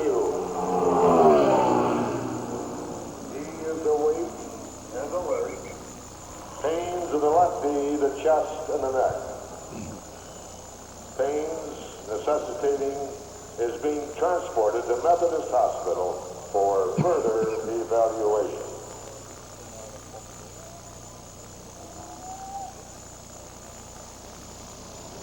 Gonna pass him.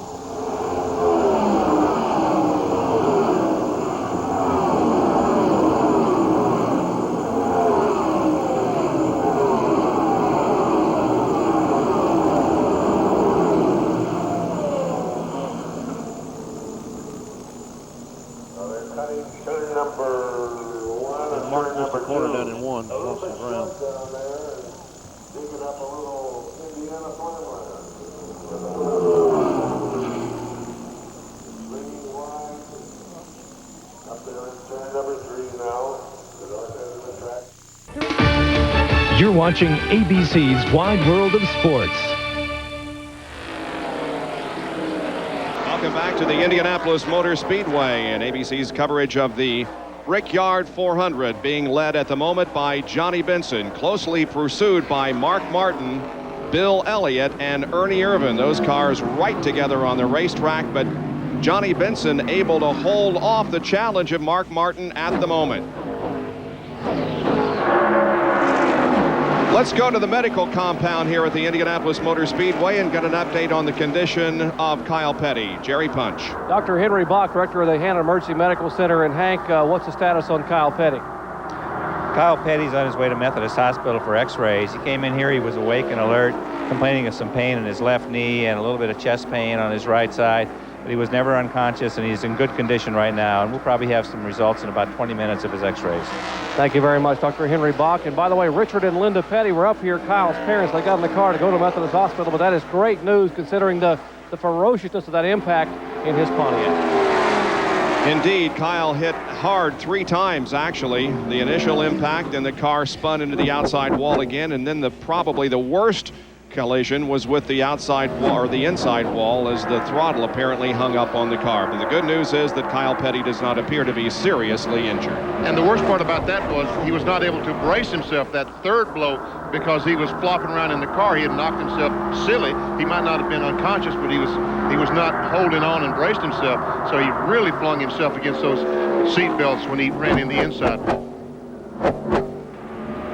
Johnny Benson did not lead a lap in the first 15 races of his rookie season. He now has led 3 of the past 4. Led 17 laps at Loudon, 5 at Pocono, and is continuing to rack up the number of laps ahead of the field here this afternoon. And again, $400 is paid for every lap to the leader. Sorry guys, but Bob over here, the guys that seem to be handling the best, besides Benson, who looks almost like he's on rails, are the Burton brothers, who have really come up and are running. One of them's running 5th, and Ward's running 5th, and I think Jeff's running 8th, and they're looking really good through here. Yes, indeed. There is Jeff in the 99 car. He is in 5th position, and Brother Ward is back in 8th spot. Jimmy Spencer following Jeff Burton. I started saying a moment ago, looked like that camera next to the grass, the cars were getting closer and closer to the camera.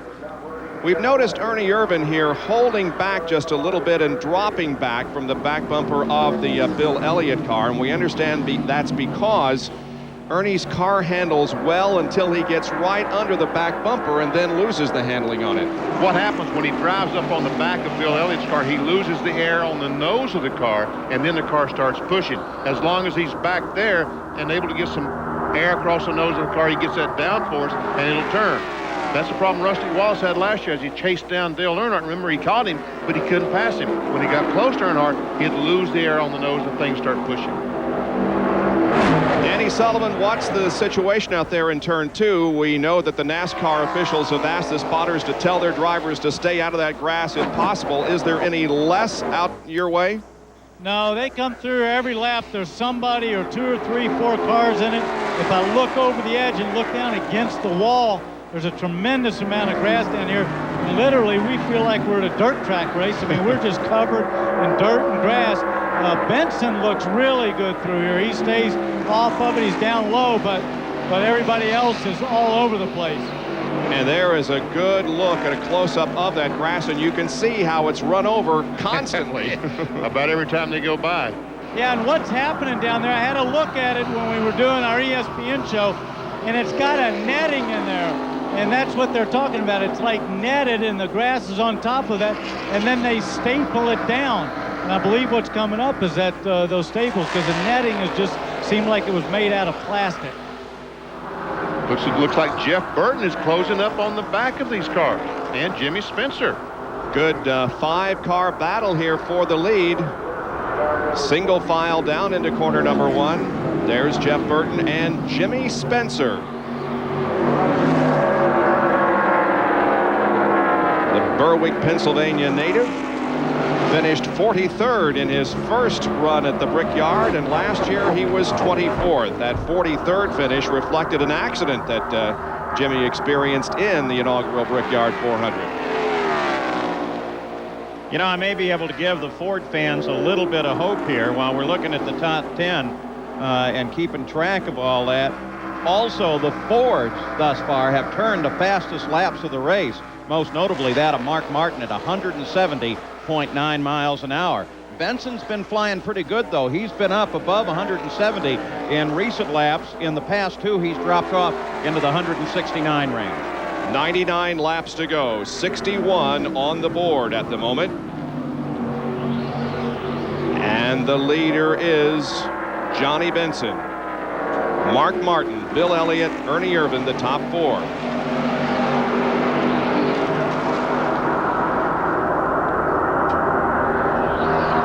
checked turn 2 just a moment ago regarding the grass and where the drivers are running in it. Now we're going to check and see whether or not they're continuing to run in the grass in turn number 4. It doesn't seem to be nearly as much of a problem in 3 as it is in 2 and 4. And now here come the cars into corner number 4.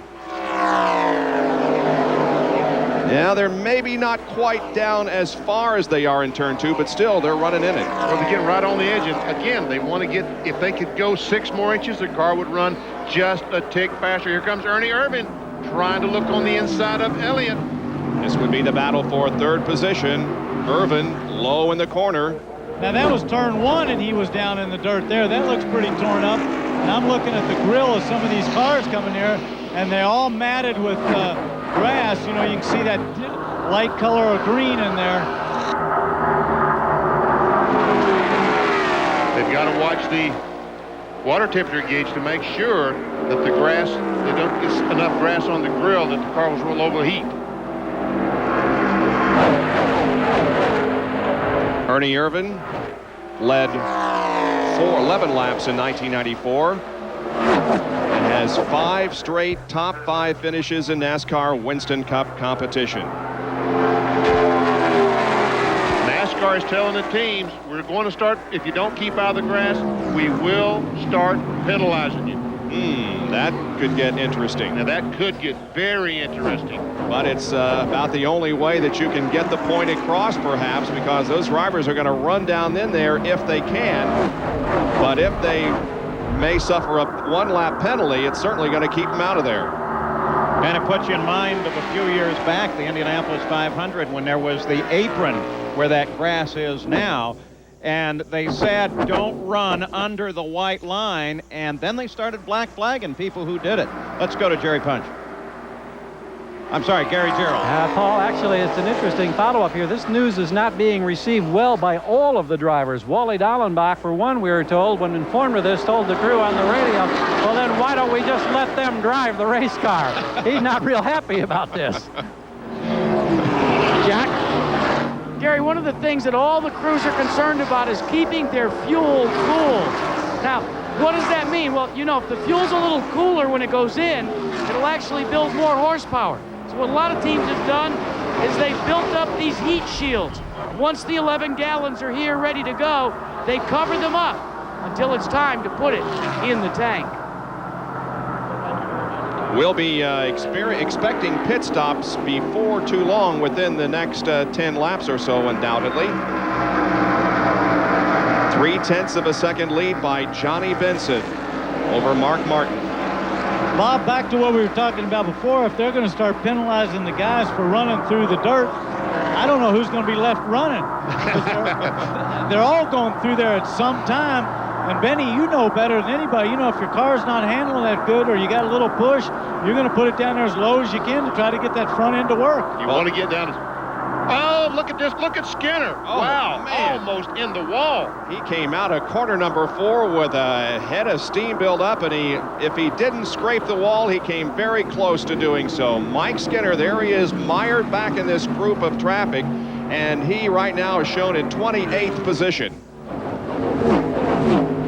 That is a huge group of cars. There's Bobby Hamilton, the STP car, trying to get by Bobby Labonte. Forces Labonte up out of the groove. Takes a spot away. Bobby Hamilton had a terrific crash here at the Speedway yesterday during happy hour and had to go to the backup car. Now we see Michael Waltrip and Ricky Rudd moving to the inside. Michael Waltrip gets past Skinner. Well, Skinner moved down to go past, I think, Ricky Rudd or someone, and while he was alongside, Michael just got a good draft and went by both of them.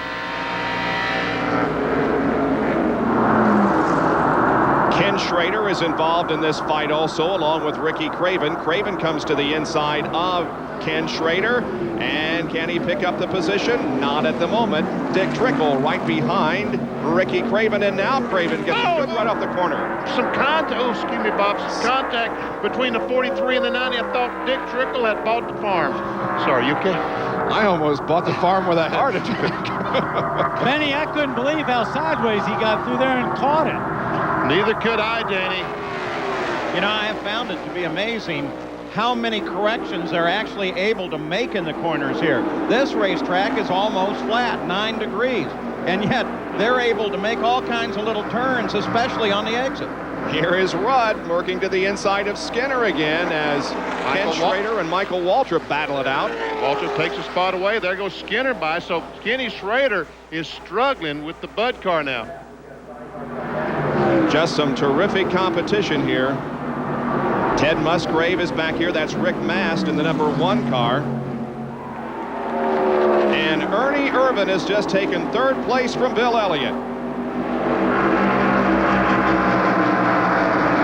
So now he'll let Bill Elliott worry about pushing when he pulls up on the back bumper of the Texaco Ford. In the right rear window of the Robert Yates car, number 28, driven by Ernie Irvin, there is a sticker saying, "In memory of Scott Brayton and his winning spirit." Mark Martin is getting racy now.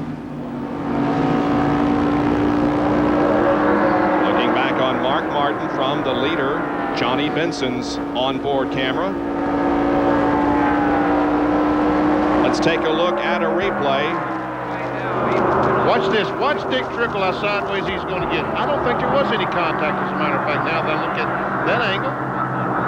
Benny, is that just because that other car, the 43 car, was underneath him and just took some air away that it got him moving sideways? I believe that's exactly right, Danny Sullivan.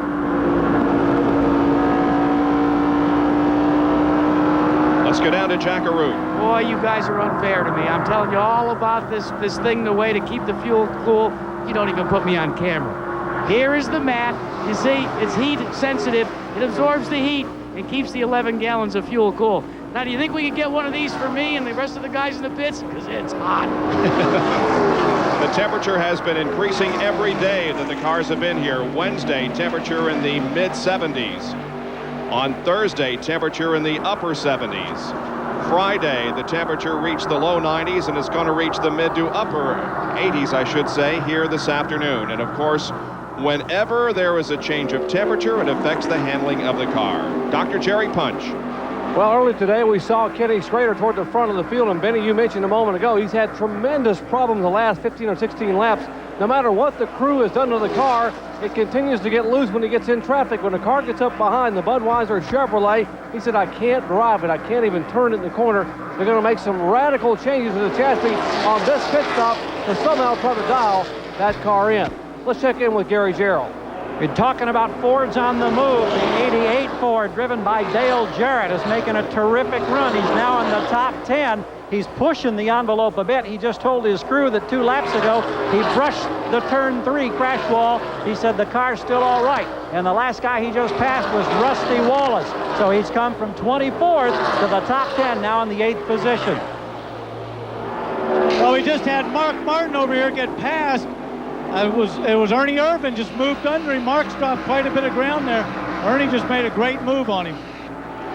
So Ernie Irvin does go into second place, but while they were battling, Johnny Benson was able to get away a little bit, and now Benson has a 6, 8, 9 car length lead on Ernie Irvin as the others as they come down to complete another lap. This is lap number 71 of 160. For those of you who are concerned about Jeff Gordon, he crashed very early in the event. They are still working on the car to try to get him back out and get a few more Winston Cup points. But he is okay. The only driver injury so far, Kyle Petty, on his way to Methodist Hospital for x-rays. Injuries not believed to be serious. Sterling Marlin also involved in that crash with Kyle. He is okay. Now, good battle shaping up for third here as Bill Elliott comes up on Mark Martin. Mark all of a sudden losing the handle. Pressing the leader just a moment ago has dropped back 2 or 3 seconds. Benny, it really looks like if they make a mistake or get the car a little sideways, have to lift out of it, they really lose a tremendous amount of momentum. I agree with that. Getting off the gas, just almost like Talladega. The more you stay on the gas, the faster you're going. I was going to say it isn't as bad as when you lift in a restrictor plate race, and this is not a restrictor plate race, but still, anytime you pop that throttle, it takes a long time to get the RPMs and the momentum back up. Ernie Irvin closing in on Johnny Benson here.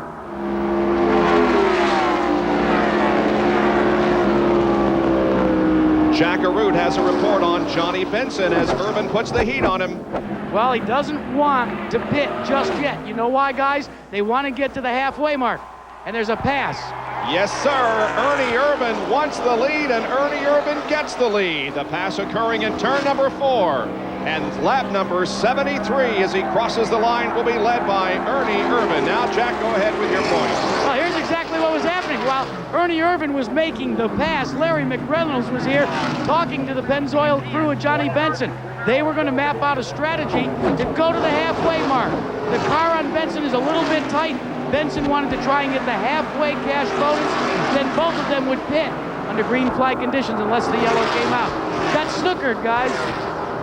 73 laps completed, and so we're less than 7 from the halfway point of the 3rd Brickyard 400 from the Indianapolis Motor Speedway. They're the top 5 and 6 through 10. We'll be right back.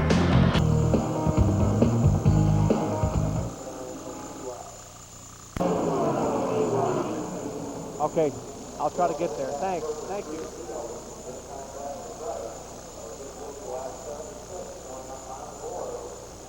You'll just do one of those two things, a little bit of air pressure in the right rear, a little bit of bite out, not do both.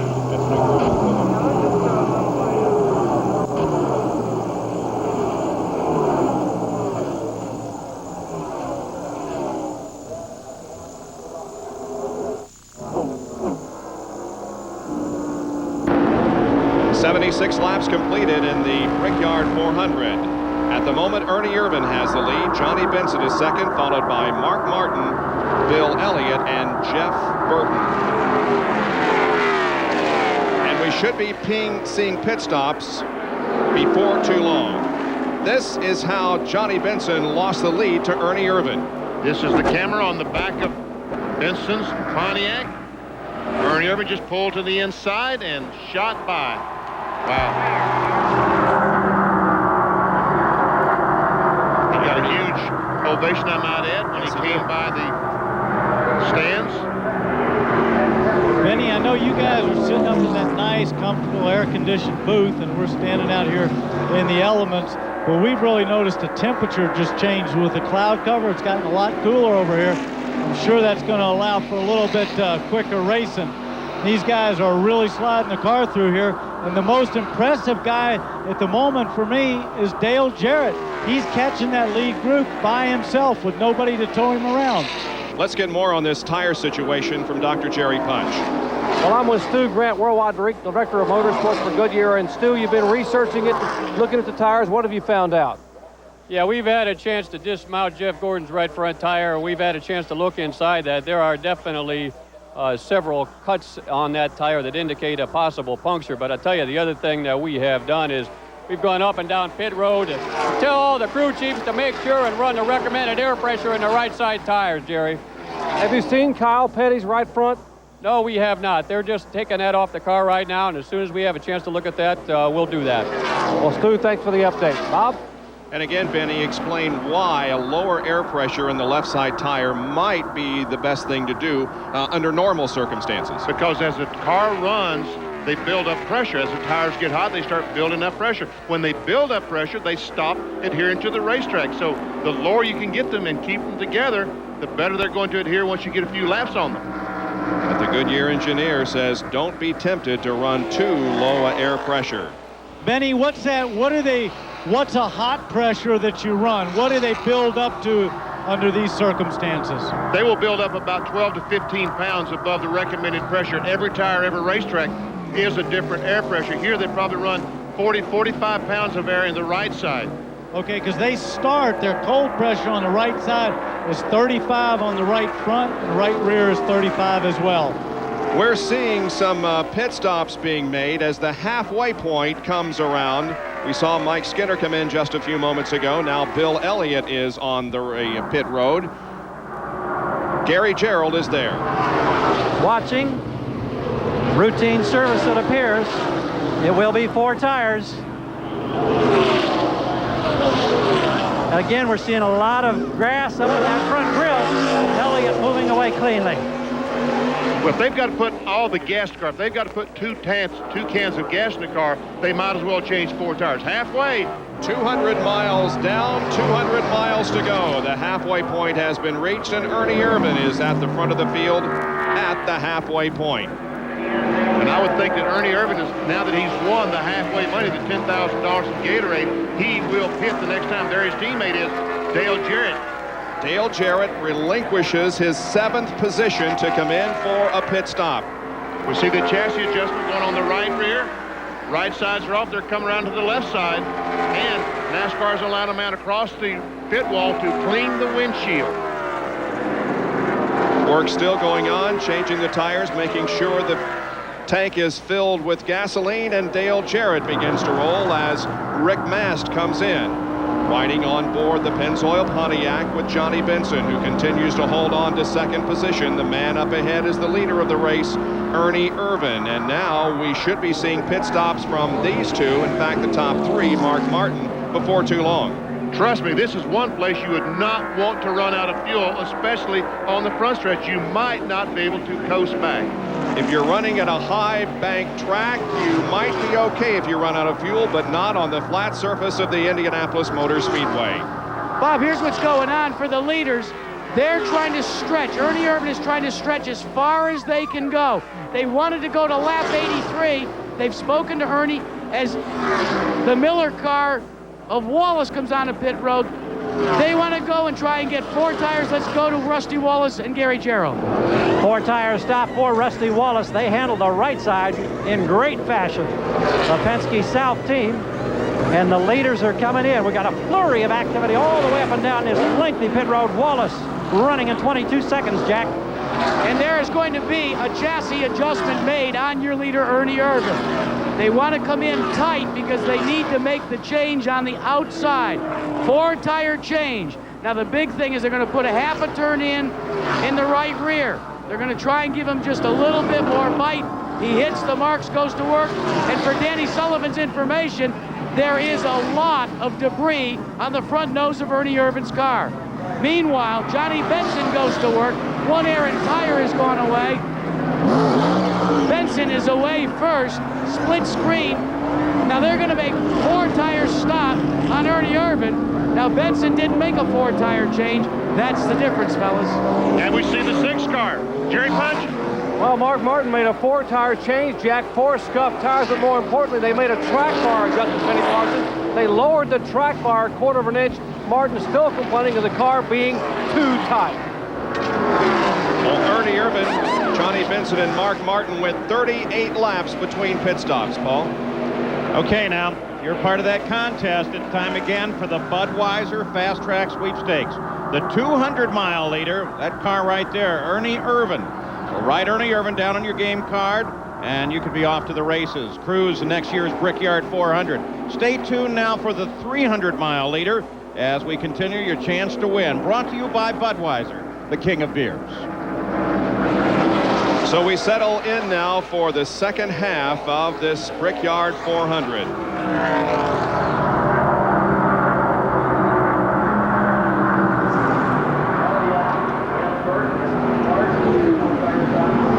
Ernie Irvan was the leader at the halfway point.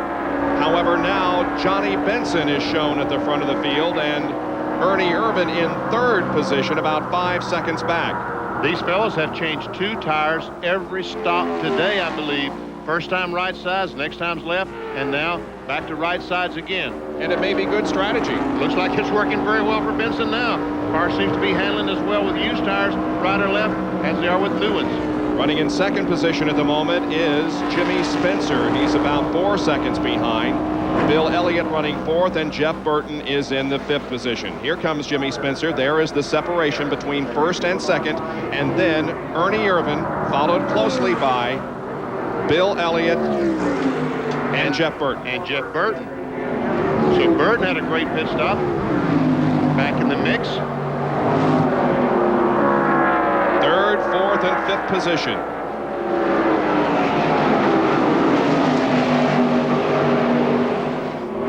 Ernie Irvan has posted 5 consecutive top 5 finishes, has himself in 3rd at the moment.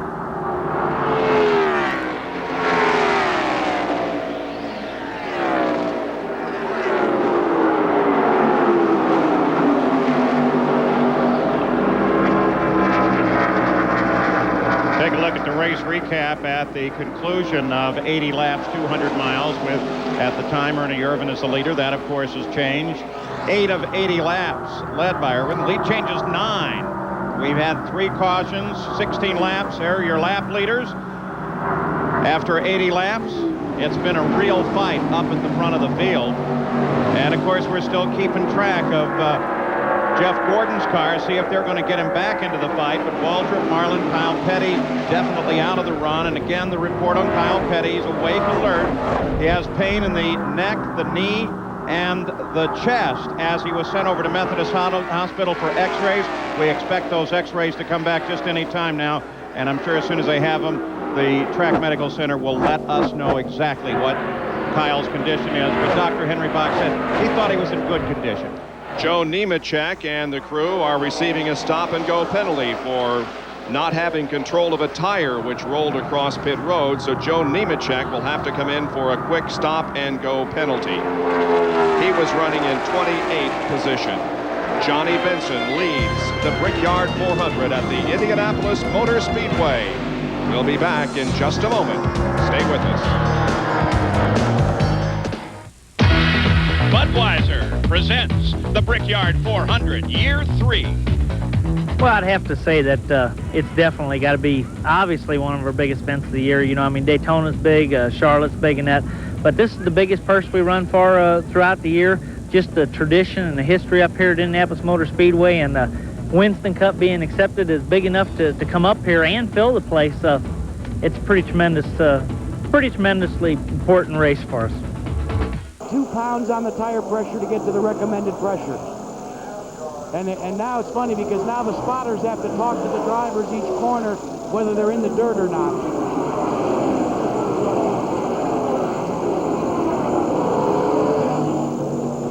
All right, thank you.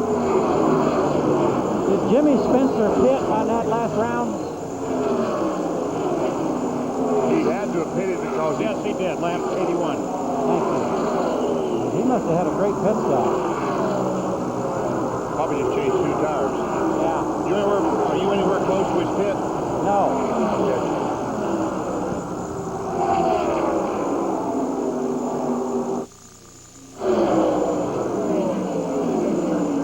Well, I'm not that far away. I can go find out.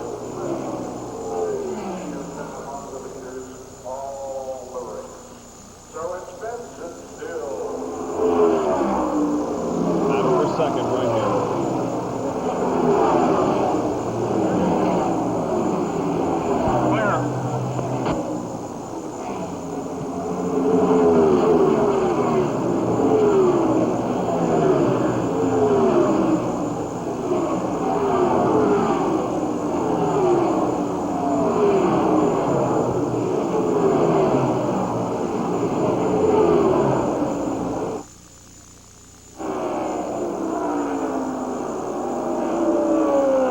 Benson continues to lead the Brickyard 400. We have had a change for second position as Ernie Irvin got by Jimmy Spencer. Irvin to second, Spencer third, as Bill Elliott and Jeff Burton continue to run in 4th and 5th.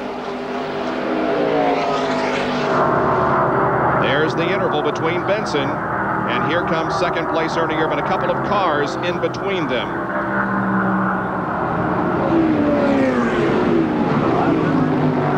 Jack Arute has an update on Johnny Benson, who continues to lead. Well, guys, you heard Stu Grant, the worldwide director for Goodyear, say he's recommended with his engineers to all the crews to go up to the recommended tire pressure.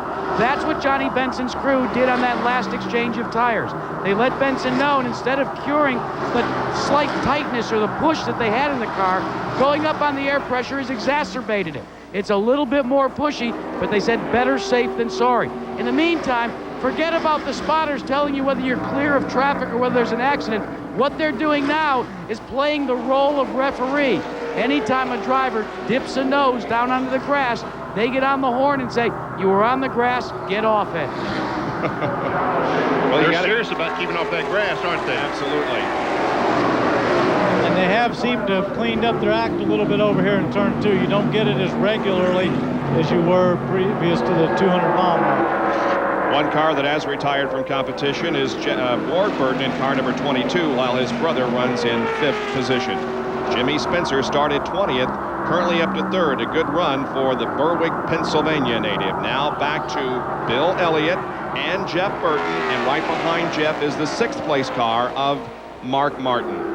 And there's Dave Marcus, who had gone to the garage area, is back now.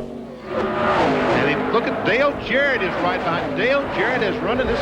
Didn't someone say a moment ago he's fast and running the cars down by himself without the aid of a draft? Here he comes.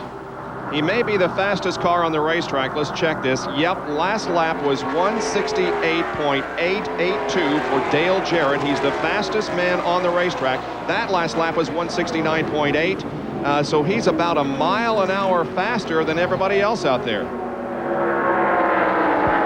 And he's closing in quickly on Bill Elliott. And this is the same car that he smacked the wall with trying to qualify. There we see a battle for the position between Jeff Burton and Mark Martin. You see Jeff make a hand gesture out the side of the car, and Mark Martin goes to the inside and picks up 5th place. That was telling Mark to go ahead. I know that you're there. When you get to the corner, go on in the corner. I will not block you. There we see Dale Jarrett take the spot away from Bill Elliott. Once again, that is the same car that he smacked the wall with. The crew, Todd Parrott and the crew repaired it. It looks like they've done a good job. Dale Jarrett has been very consistent the last few races. Of course, he led the point standings in the early part of the year after his 2nd win of the Daytona 500. But his recent performances have put him within 59 points of the lead in the NASCAR Winston Cup point standings. 5 consecutive top 5 finishes. Where will he finish next week when NASCAR heads to Watkins Glen International for the running of the Bud at the Glen? That's next Sunday afternoon at 1 o'clock Eastern Time on ESPN. We'll both be there. Yep. That's, of course, NASCAR's visit to its 2nd road course of the year. They run at Sears Point in Sonoma, California, and at Watkins Glen International.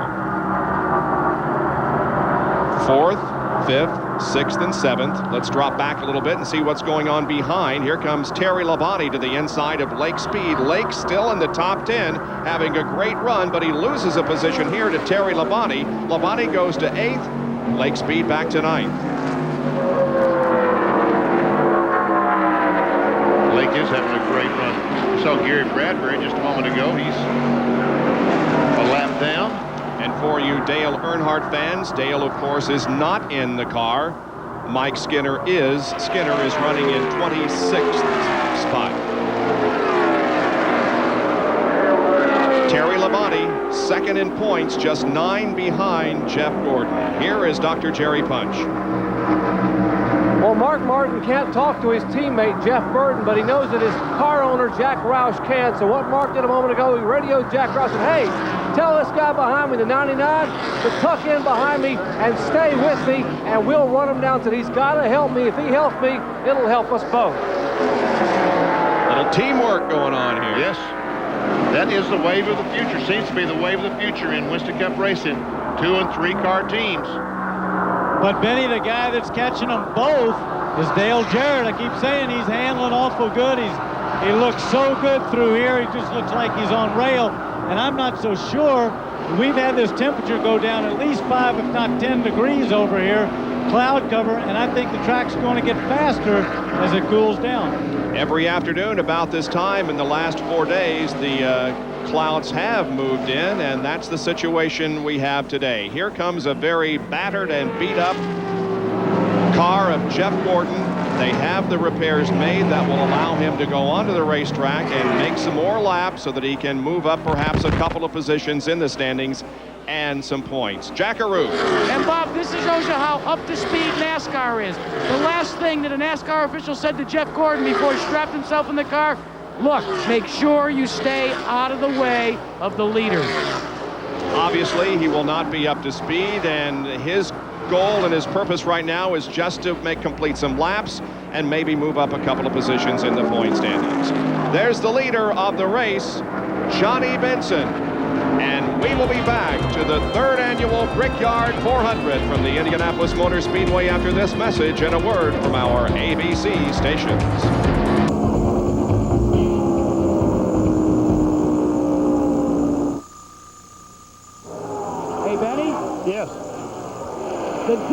in the thinking between Benson and Irvin.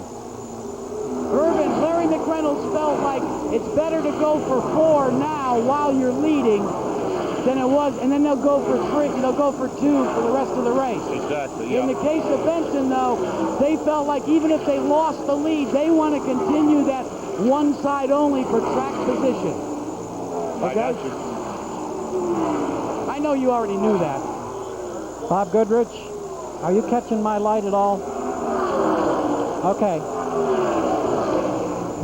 Well, I'll tell you, we're going to have you for dinner tonight, Bob. You don't watch our lights. He'll be chowing down on the power people. Hey, Jack. We'll have to find him there.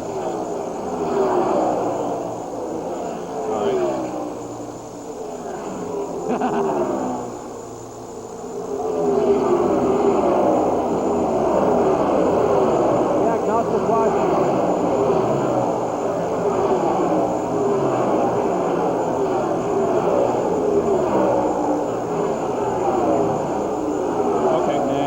Bob's good at that.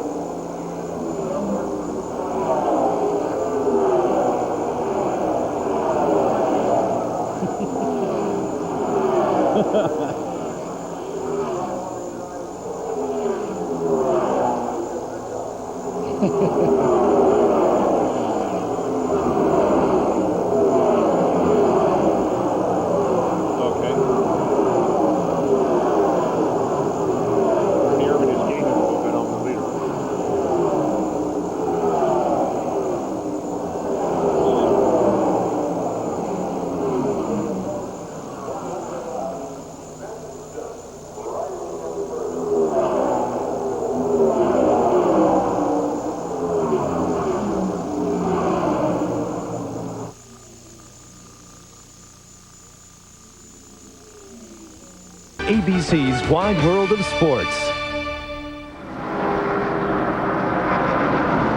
Budweiser, the king of beers, is proud to bring you aerial coverage of today's Brickyard 400 live from the Indianapolis Motor Speedway. Hovering high above the 2.5-mile oval, watching Johnny Benson in the lead and Dale Jarrett maintain his 5th position and Jeff Burton 6th. Dale Jarrett is telling his crew it's pretty hot. Water temperature, I assume he's talking about the water temperature is creeping up. Maybe talking about his feet. Well, he was at one point 8.7 seconds behind, and now Jarrett is 6.8 seconds behind. So he continues to be one of the fastest cars on the racetrack. On the far right of your screen, that is Jeff Gordon. And from the fastest car when the race began and yesterday, it's a taped up moving piece of metal, Benny. Yeah, that's the windshield we see going around. But why is he out there? Because if he can run just 13 more laps, he will pass both Sterling Marlin and Kyle Petty, who crashed, and by just moving up those 2 positions, he will pick up 6 points, and that could be very valuable when they pass out the checks in December at the banquet. Battle for 3rd spot. Jimmy Spencer, the yellow car, has it. That's Mark Martin, the blue and white car, wants it. Remember, Mark Martin a moment ago passed his teammate, Jeff Burton. We had a report from the pits where he said, "Tuck on, let's go." Well, Jeff Burton right now just can't keep up with Mark Martin.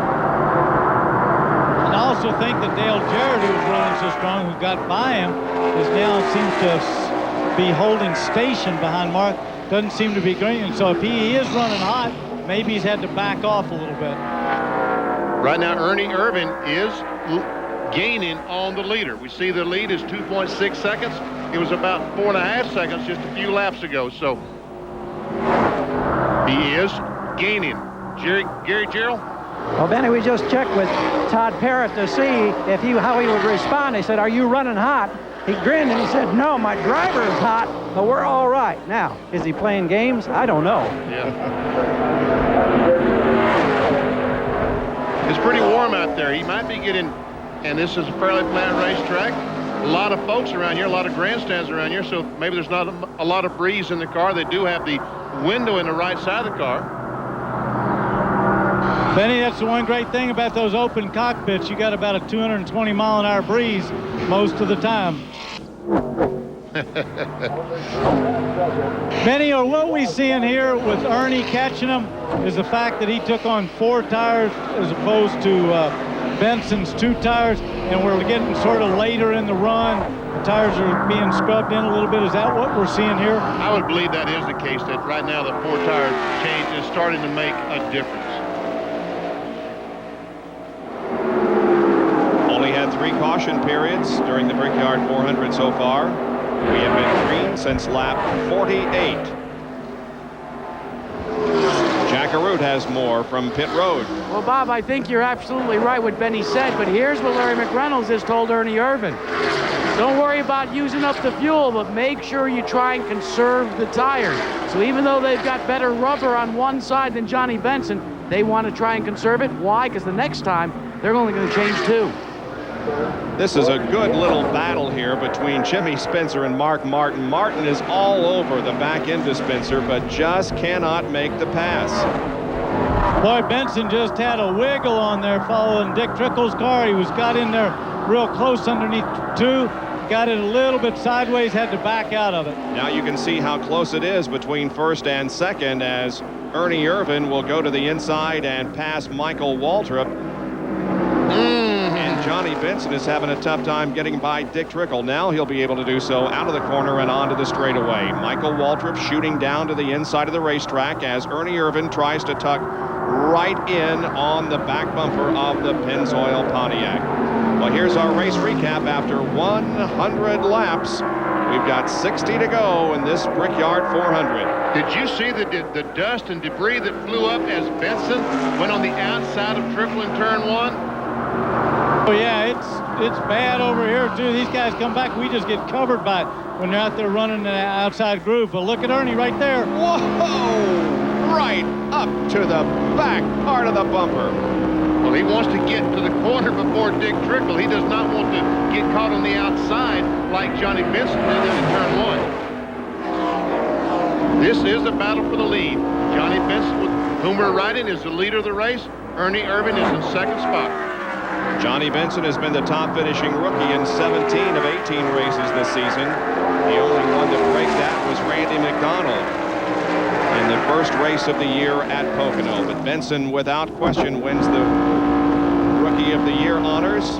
Question right now is, can he pull off the first and certainly one of the biggest victories that he will ever have in his career?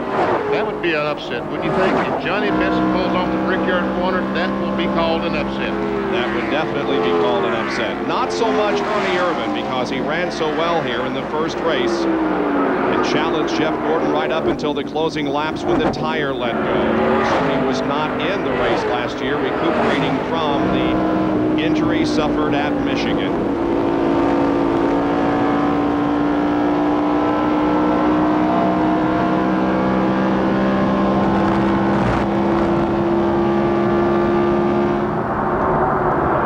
Now we see Mark Martin trying to get by Spencer. Actually, he's by Spencer already. We missed that a moment ago. Spencer has fallen back to the 6th spot.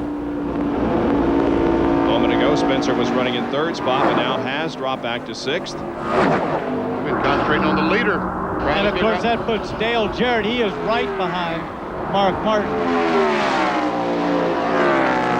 Well, the focus of attention continues to be at the front. Look at Ernie. Got a good run off of the backstretch there into the corner. They come onto the short chute, and Irvan will look to the inside of Johnny Benson and see if he can get the lead in turn 4. Not at the moment, but maybe he'll have the momentum build up down the straightaway. Here they come.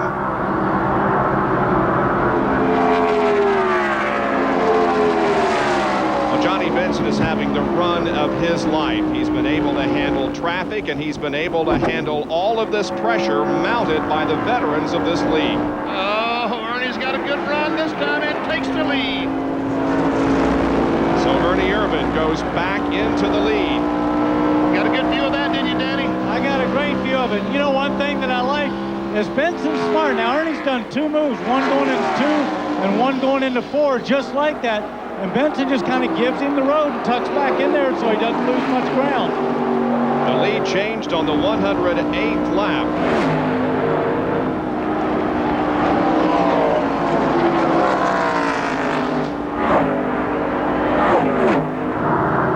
Benny, I think that shows pretty smart racing on Benson's part. He knows there's a lot of racing to go, knows Ernie's got that run on him, plays it smart. He's still tucked right in there behind him. He is a rookie, but a very smart rookie, Danny.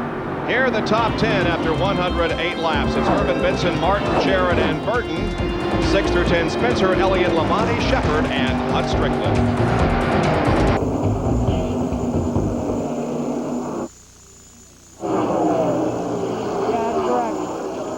We're hearing possibly 115 for Jarrett, possible. And Martin 117. So that means all of them are going to have to, unless we have a big yellow, they're all going to have to make another splash and go, correct? Yeah, exactly right, Danny.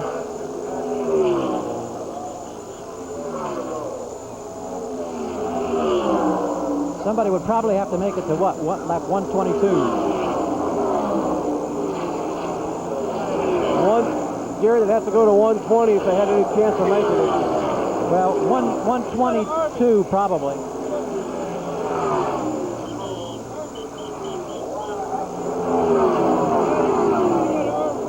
Now, my cameraman's telling me that somebody wants us to go to Irvin. Is that correct, or do you want us to stay with Jarrett? We're fine. We can. Okay, thank you. I'm in Martin's pit. Irvin and Benson for Jack.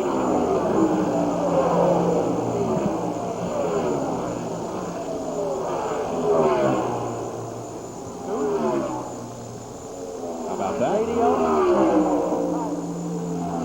Okay.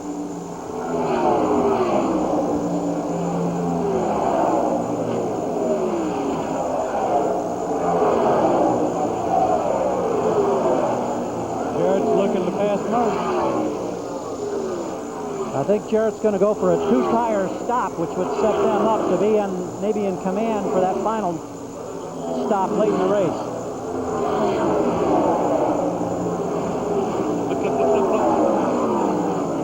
What? Jarrett's sticking his hand out the windshield, trying to get some air in on his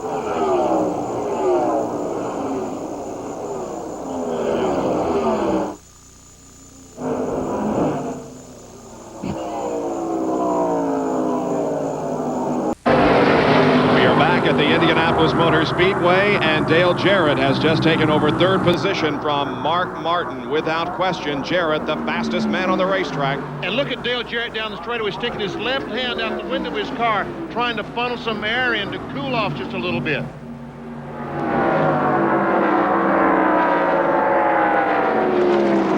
Here's how the pass occurred. Comes off the corner and just dives in there. Martin basically gave him the road. As a matter of fact, when they got to the straightaway, Dale Jarrett waved and said, "Thanks, Mark. Appreciate you not holding me up." We have a Pontiac leading this race. Jimmy Spencer had his hand out the window trying to cool himself off. These guys, and the temperature, Danny, I've been told, has dropped from 89 degrees to 82. You're right. It is cooling off out there, but they're hot in the cars. Benny, does that also, without any yellows or anything, when they run lap after lap, does that just build up in the car more? Yes, it does. It gets hotter and hotter and hotter.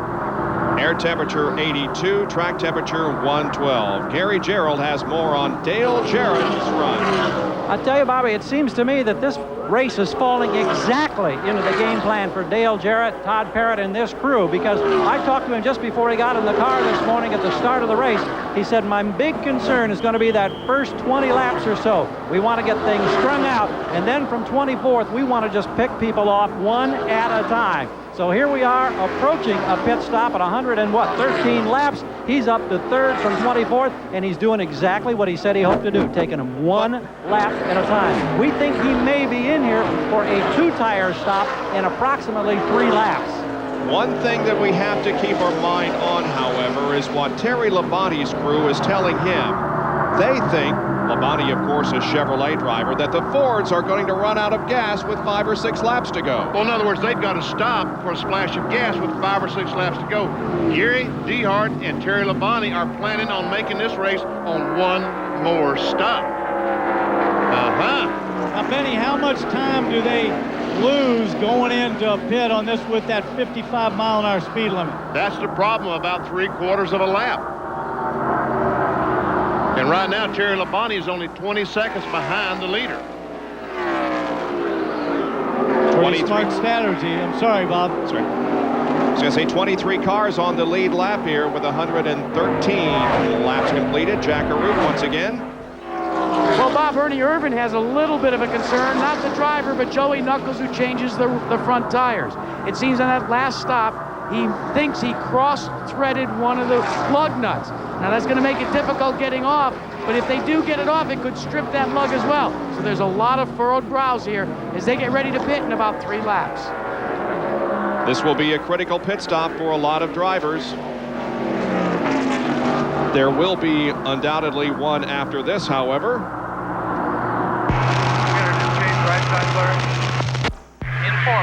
There we see those cars. We're hearing Ernie Irvan and Larry McReynolds having conversation regarding how many tires they're going to change during the stop.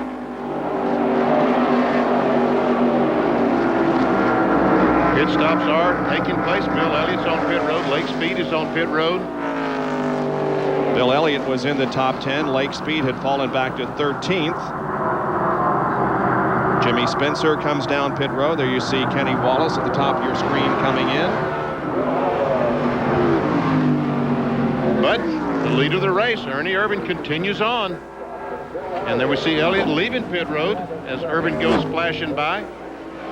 Here's Gary Gerald. We thought it would be 2 tires. It's going to be 4. Jarrett, a lap and a half back, said, I want a round of bite and I want 4 tires.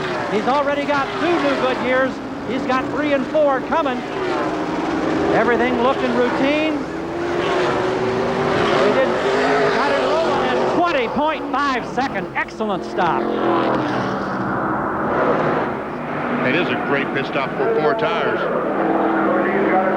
You know, one problem that Dale Jarrett, I'm sure, is having because of the heat, he was banged up at Pocono. Remember the crash he had up there? He broke a couple of ribs and broke a bone in his leg. He's not been able to exercise and stay in shape the way these drivers have to anymore to run these hot races in the summertime. I'm sure he's missing going down to the gym about 2 or 3 times a week. Dale Jarrett finished 3rd here last year. There is the leader, Ernie Irvan. Conversation continues between him and Larry McReynolds.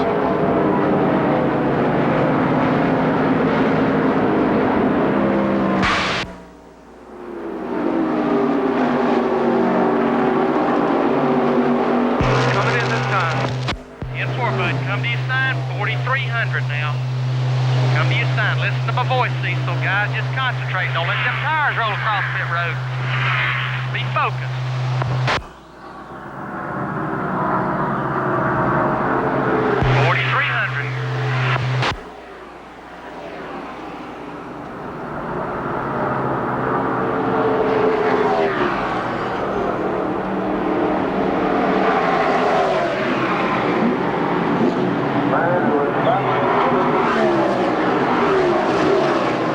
So Ernie Irvan is in. Joey Knuckles has gotten the right front. That was his questionable tire off. Doesn't seem to be a problem there. Let it go, let it go, let it go, let it go, let it go. You're back racing now, Ernie. 4,300, 4,300. Remember, you got 2 right side cold tires. There you go. You heard Larry McReynolds trying to take his driver back out onto the racetrack. 4,300 representing the RPM that car should be at, not above that, because that would represent possibly a violation of the speed limit. Exactly.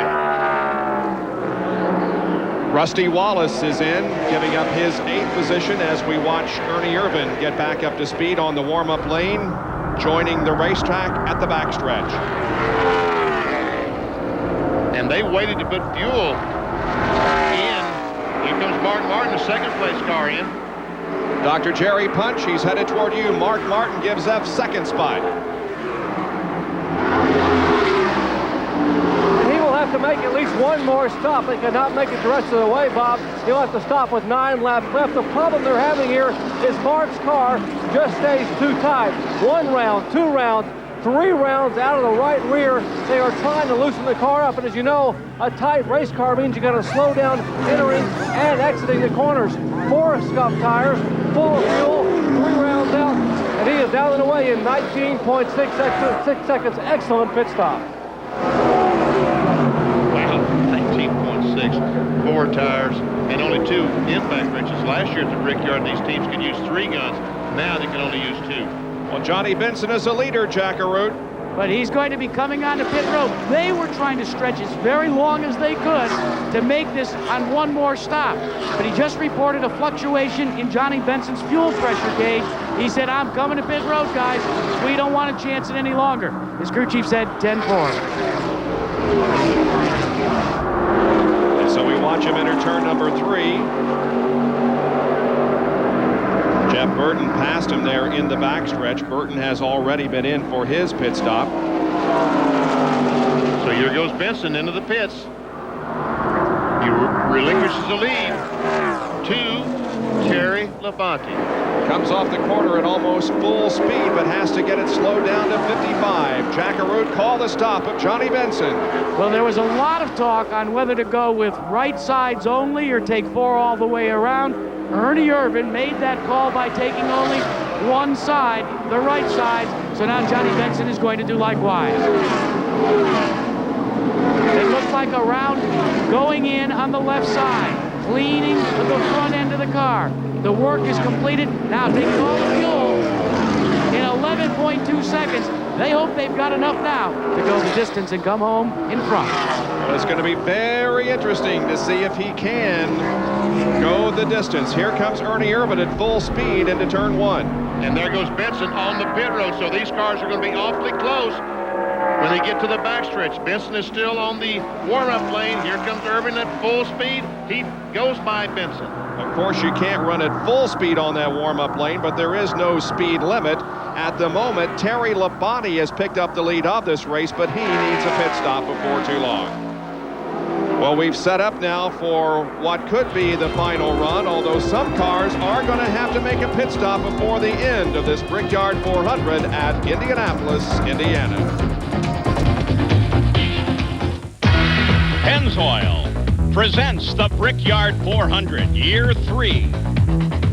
Oh, this is great. You know, when I was a kid, I've always been involved in stock car racing, but I've always watched the Indy 500. And this is pretty exciting, coming down here for a rookie for myself for the first time, and this is great to be here at the Brickyard. I mean, it's definitely overwhelming, but it's definitely a highlight of my career. I don't think he's pitted yet. For all practical purposes, Irvin is the leader. No, he's talking about the Budweiser thing. Oh, I'm sorry. We'll have to find out. I think it was Terry Labonte. Now it was Benson. Was it Benson? Was it Benson? Yep. He came in the pit south of the line. Pit position is what got it. He came in the pit south of the line. Bob Goodrich, you hear my mic okay?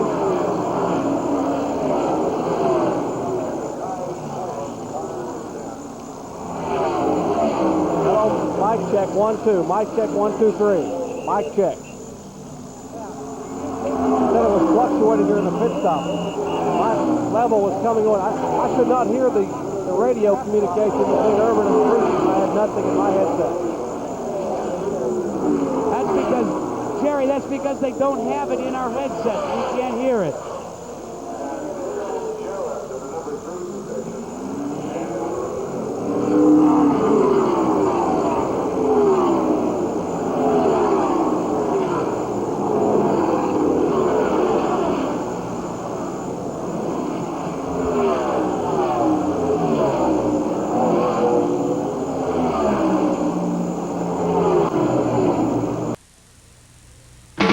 ABC's Wide World of Sports, the 1996 Brickyard 400. Brought to you by Genuine Chevrolet, the cars more champions trust. Delco Electronics, official sponsor of the 1996 Brickyard 400. And Pennzoil Motor Oil, first to fully achieve the tougher 1997 GF2 performance standard.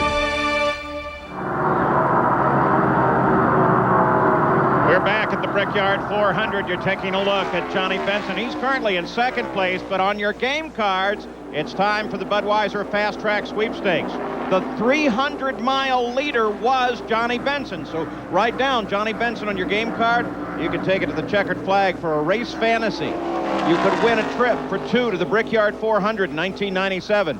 Stay tuned for the final lap and your chance to win. Brought to you by Budweiser, the king of beers.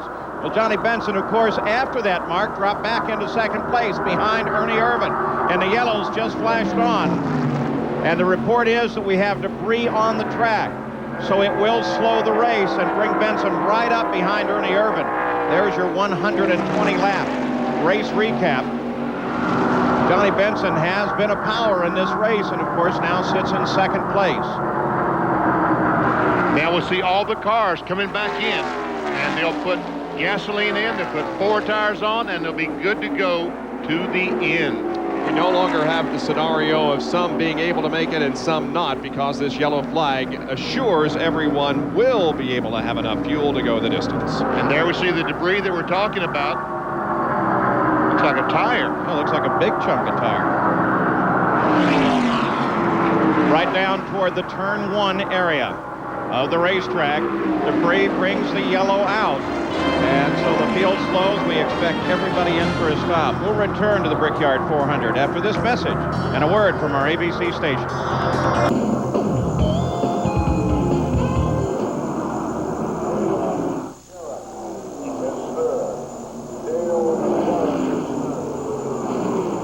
And by the way, Jeff Gordon just pulled behind the wall, and he did so because of what I explained earlier in the race. He completed enough laps to move up 2 positions. Gained 6 points. Yeah, will do. He cannot move up anymore. Yep.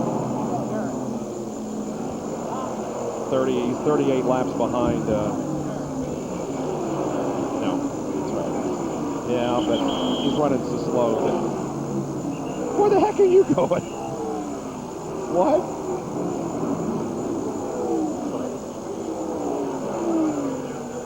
Don't be gone long. Not bad at all. Okay.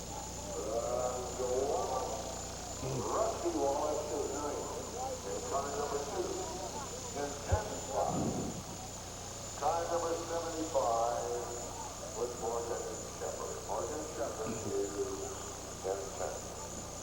Well, all of these machines have one more pit stop to make.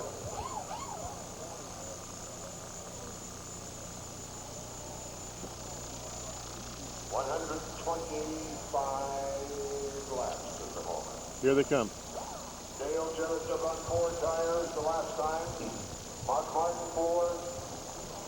Johnny Rubin 2. Johnny Benson 2.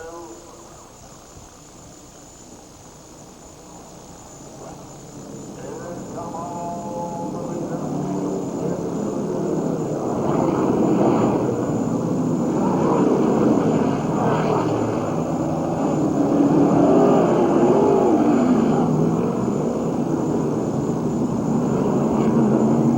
They raised the track bar for Benson.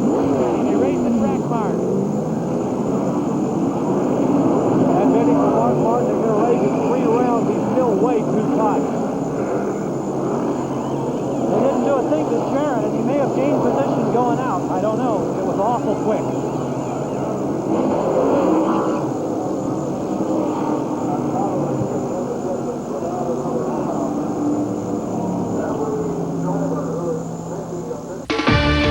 You're watching ABC's Wide World of Sports.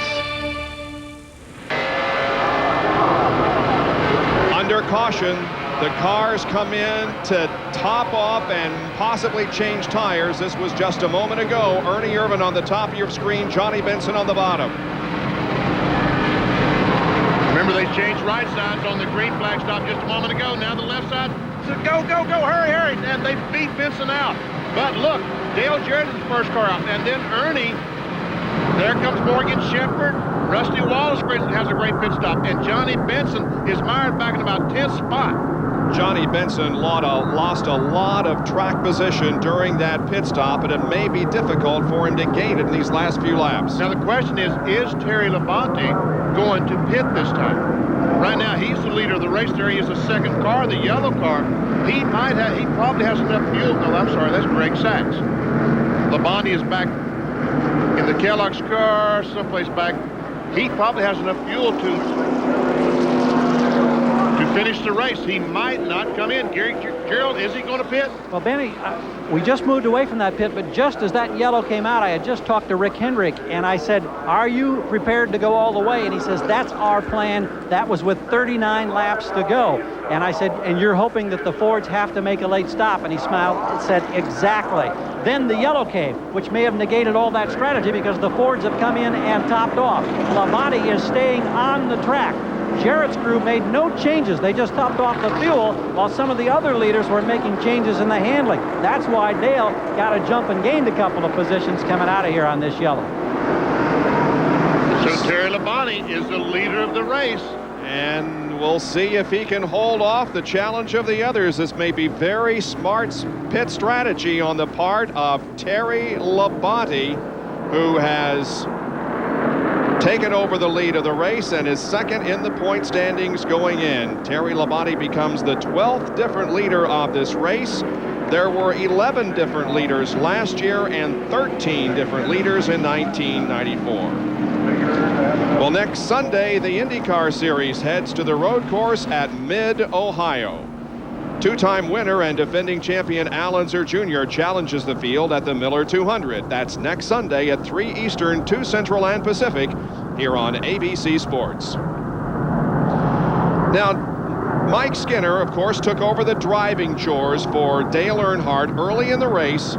Mike Skinner, the Craftsman Truck Series champion, has moved to 17th position, a very respectable run for the young man. When he got in and replaced Earnhardt, he had to start last.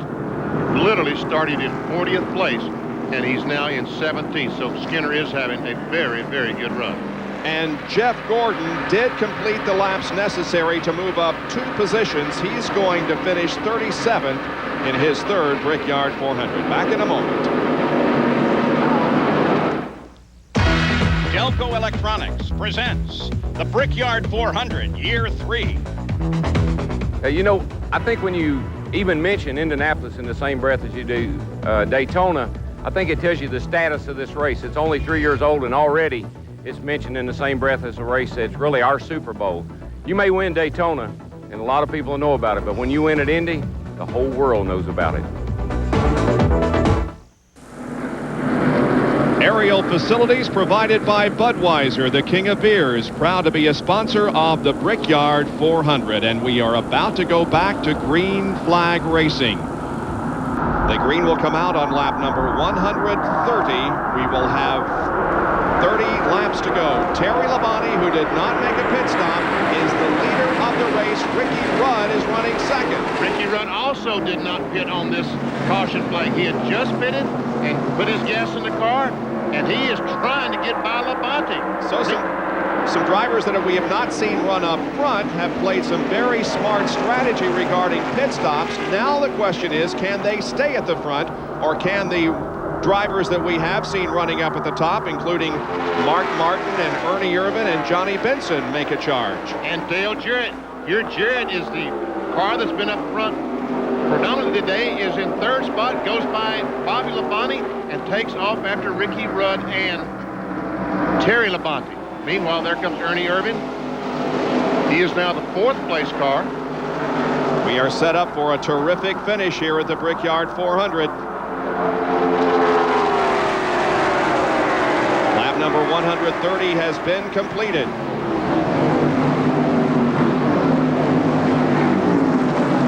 Morgan Shepherd has had a great run here today. He's moved up to 6th position, and he was at the back of the field when this thing began, but he has steadily moved up. He entered the top 10 a while ago and now is up to 6th place. Good run from Morgan Shepherd. He told me his car has been practicing and running great. When he goes to qualify, for some reason, it will not run. Hence, he started 38th. He finished 10th in the first race. He finished 10th last year. So if he keeps up this pace, he'll have his best finish ever at the Brickyard 400.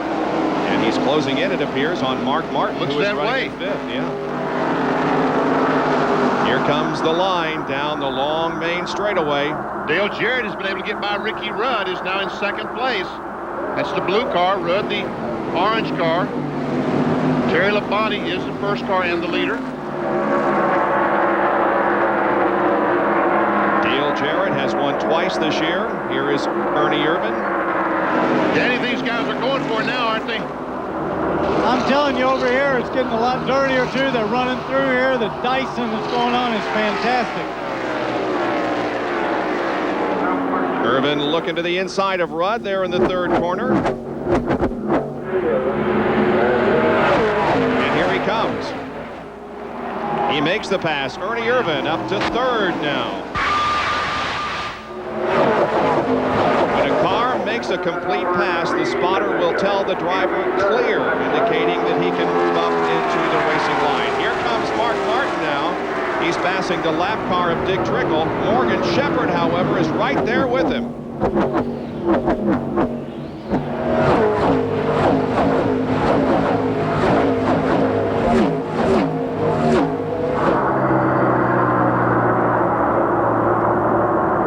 There's the leader on the left, Terry Labonte. Kellogg. 4th volunteer, Dale Jarrett in 2nd place. His teammate, Ernie Irvan, Allen car is in 3rd.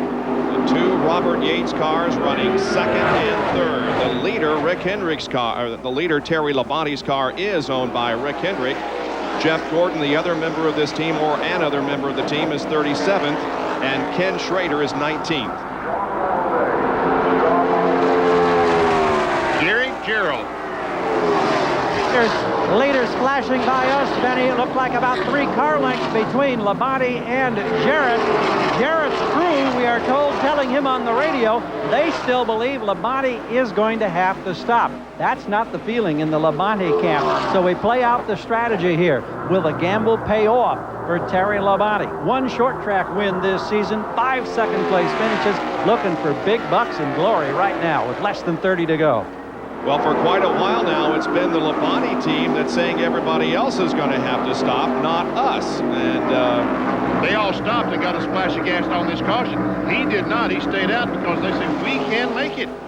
Can he make it? We'll find out shortly. The leaders just turned their fastest laps of the race. Labonte at 170.5, Jarrett at 170.7. So they are flying. That's about 3 miles an hour up from what they were just a bit ago. Danny, Ernie Irvan just cracked one at 171. Go ahead, Danny Sullivan. Yeah, but don't we want to see, Benny, don't we want to see Jarrett in the front? Wouldn't he feel more comfortable out there in the front in that clear air and let the battle go on behind him? Oh, of course he would. He wants desperately to get by because it's so difficult to pass. Right now, Labonte is pushing so much air that it makes Dale Jarrett's car push. He needs, while these tires are cool, he needs to get by. And right now, he may have him here. Oh, he got a good run off that corner. They're in the short chute now in the 4th corner, and Dale Jarrett takes the lead of the Brickyard 400. Great pass in there. That was a nice pass. It was a great pass. And Terry Labonte is going to hang on to this Jarrett all he can. Looks like he's going to try to make a move going in 1. 25 laps to go. Ernie Irvan gets the tires down in the grass in turn 1, and he puts pressure on Terry Labonte.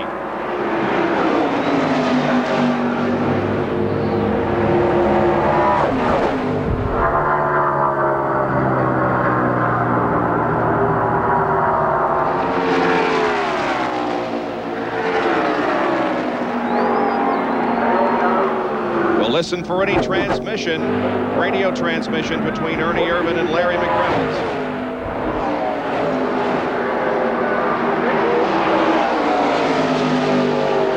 He's got to run. He's got to run, Benny. Down the front stretch, and Ernie Irvan moves into 2nd spot. And it becomes a battle of the Robert Yates cars. Dale Jarrett, the leader, and Ernie Irvan running 2nd. Just 3 weeks ago, Loudon, New Hampshire, it was Ernie Irvan in front and Dale Jarrett finishing 2nd. So Robert Yates This would not be the first time his cars finished first and second, but it would be reversed from Loudon. If it were to end this way. It's not over yet. Dale Jarrett becomes the 13th different leader of the race. That ties the number we had in '94, and it's the first time that Dale Jarrett has ever led at Indianapolis Motor Speedway. Laps winding down. Dale Jarrett, the leader, back after these messages.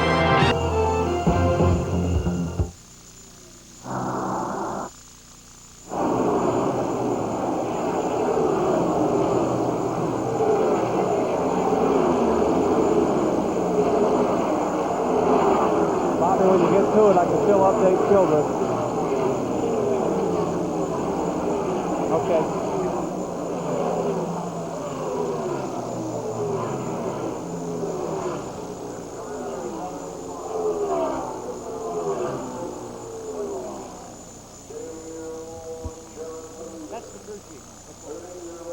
Do we know? Hey, Jack, where are you? I'm in Ernie Urban. What Gordon's early lap? Gary, I'm on my way back to Jarrett. Fastest Just lap? left Labonte. Okay, maybe I should look at Labonte in a minute after I finish with children. That'd be okay? Thank you.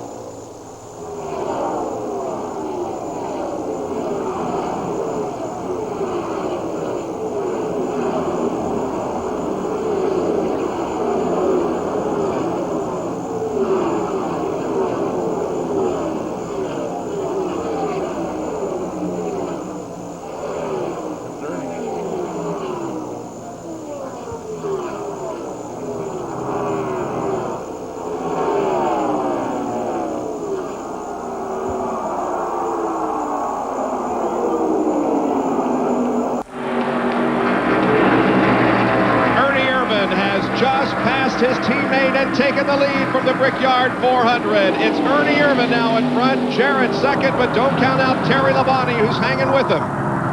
And Mark Martin as well. That fourth car is Mark Martin. Here's how it occurred. Front of you, Danny. Yeah, Ernie seems to be working very good down tight. He's very low down there. He can run lower than everybody else. Just got underneath him, kept his foot in the throttle, had a run off the corner. Down the back straight, he had him. A remarkable comeback by Ernie Irvin, and he capped it off by winning at Loudon, New Hampshire a few weeks ago, but certainly this would be an even more important victory for him should he drive to victory lane here in the next few laps. And victory lane is being prepared in front of the master control tower here at the Indianapolis Motor Speedway. 140 laps are about to be completed, 20 to go. Ernie Irvin begins to pull away a little bit from Dale Jarrett. Yes, he's already put 3 or 4 car lengths. 20 to go. Terry Beck needs some help out of them spotters all we can. So often, Benny, in Formula One racing especially, you'll hear about team orders as one driver is told to let his teammate go by. There are no team orders in this kind of racing. I wouldn't think so. I would think the team orders don't wreck. I mean, don't price each other trying to get by, but I don't think that Robert Yates really is concerned about which car wins. Dale Jarrett certainly is closer to a possible Winston Cup championship, being 4th in the points and only 59 behind. And Ernie Irvin is is in the top 10. He is 443 points behind the leader. Benny, a question to you. I was noticing his car seems to be what we call in open wheel racing very neutral, almost to the point of being a little bit where it wants to be loose. Is that going to play a factor later on? Will it go more that direction, or what will happen? Normally they do. Normally they do get a little bit looser as the time goes on, but there's just 19 laps to go. Maybe. Now, can he get by Ricky Craven? Yes, he can. Now, if Craven stays up. Also allowed Dale Jarrett to close up a little bit, passing that car. But yet the cars have a tendency to get looser and looser as the run goes on. Here comes Terry Labonte moving to the inside of Ricky Craven, and Craven pulled to the inside to allow Mark Martin to go ahead.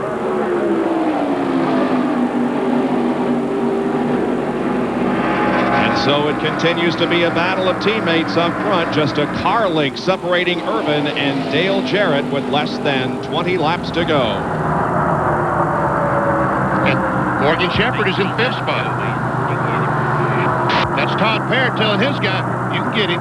You can get him.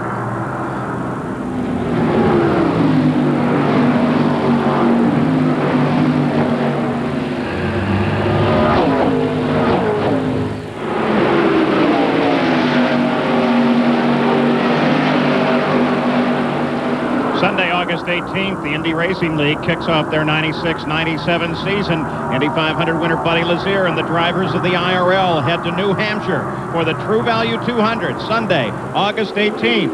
And Ernie Irvan is the leader of the race. And he's gotten there by driving incredibly hard this last segment. He has the fastest lap of the race at 171.3 miles an hour. Morgan Shepherd, currently fifth, is the second quickest, and he's done it at approximately the same time about 8 laps ago at 171.2. There are 23 cars on the lead lap. The top 2 separated by just a couple of tenths. We're going to stay with it now and bring you the remaining laps of the Brickyard 400 with no commercial interruption. Only 5 cars have dropped out of this race, including Jeff Gordon, who'll finish 37th. Bob Dale Jarrett must like starting from a long way back. Last year he started 26th and finished 3rd. This year he started 24th, and he's now running 2nd and challenging for the lead. He probably would prefer to start up front, but you're right. He has been able to come from deep in the pack. Dale Jarrett has won twice this year in NASCAR Winston Cup competition. 16 to go, babe. He won the Daytona 500. He won at Charlotte. Boy, he sounded calm, didn't he? He sure did. I tell you what, though, Benny, over here, they're not driving these things calm. They're sliding them through here, and they're really working them, trying to get as much out of them as they can. We've received just some real unofficial news that Kyle Petty has been released from the hospital and will be making his way back here to the racetrack. So that is good news if indeed we can confirm it. But we do know that Kyle Petty was not seriously injured in that what appeared to be very serious crash early on in the Brickyard 400. That is fabulous news because he hit the wall hard about 3 times. We watch the battle at the front of the field. Don't forget that Morgan Shepherd started back in 38th position. And Morgan is now running up in 5th. Ernie didn't even answer him that time. His hands are full. Yeah. He's got his teammate back there. Folks, I can't tell you how those drivers are feeling right now. All 5 of those guys wanted to win this race so badly. You know, that's why they do it. That's exactly why race car drivers are race car drivers. It's not the money. It's this moment in time. I'd update you on Johnny Benson, who was so strong earlier in the race, led many, many laps. He's dropped back to 8th position, about 9 seconds behind these top 2. Bob, that pit stop really hurt him, and he got back here in the traffic, and he's been fighting his way through it the whole time. He was coming off here sometimes 3 and 4 abreast down the back straightaway. You're absolutely right. So many times you'll hear Benny and the rest of us talk about how important track position. And we saw that in the pit stop when several cars got out ahead of Johnny Benson, picked up the track position, and Johnny has not been able to pick up as much on the racetrack. However, he will earn the bonus for most laps led today. Johnny Benson will with 68. Jerry Punch has an update on Labonte. While Terry's crew chief, Gary Dehart, keeps looking up at the sky. No, we're not worried about rain. What he wants is clouds. Every time the clouds come across the sun and it cools off, Labonte is able to taper in somewhat on the Yates teammates of Irvan and Jarrett back upstairs.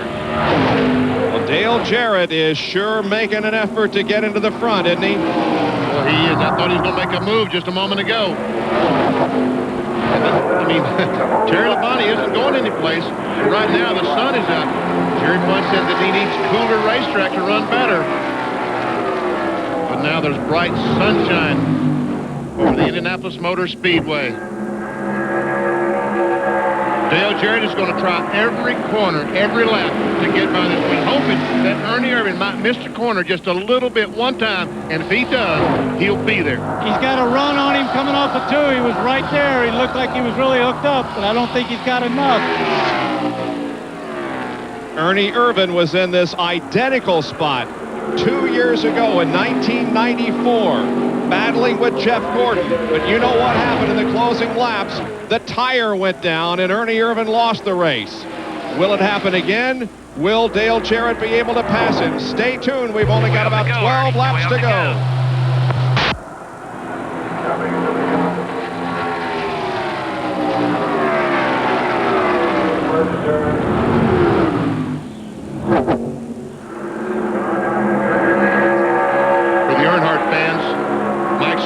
Picked up a push since we've gone back to racing on the green flag. He's lost a couple of spots. He's now back in 16th. Skinner in relief of Dale Earnhardt. Benny, you talked earlier in the program about how important it is to hit that very narrow entrance to the corner every time you go around this place. Now, these guys have been out there and turning left 4 times per lap for the last 148 laps. And Dale is just waiting on Ernie to make that one little slip that is going to give him the advantage. That's right. And that's why he's so close. He wants to be there because it's only instant. It's only happened for 1 instant, and he has to be there to take advantage of it. Ernie Irvan has been to victory lane 13 times in his NASCAR Winston Cup career.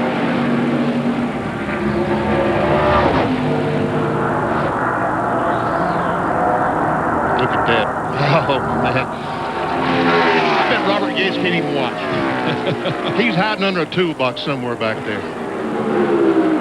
There we see Morgan Shepherd has caught Mark Martin battling for 4th spot. Meanwhile, back up front. The pursuit continues. Dale Jarrett locked on the back bumper. In to go. The only way he can get you is if he gets under you. Be smart. Be smooth. Good advice there from Larry McReynolds, saying the only way he can pass you is to allow him to get under you, and Dale is trying to do that very thing. He is trying. Look at that. Did Ernie get a little sideways coming off that corner, Danny? He sure looked like a little bit. He was moving the car, but I couldn't tell whether it was actually sideways or just trying to look in his mirrors and block Dale. Something happened to get Dale Jarrett off the throttle because we see he lost a car link to Ernie Irvan in that short chute. But he closes up once again as he is in the north short chute now. I tell you what, Terry Labonte is not going away. He's hanging back there about a second behind these 2 cars. He's about a second behind. Time to go, spotters. That 29 car's up there. We don't need him nowhere near us. That's telling you, hey, go tell the 29 spotter. Tell them that we're coming. Get out of the way. Give us the racetrack. The 29 car, of course, is Greg Sachs. 9 laps to go.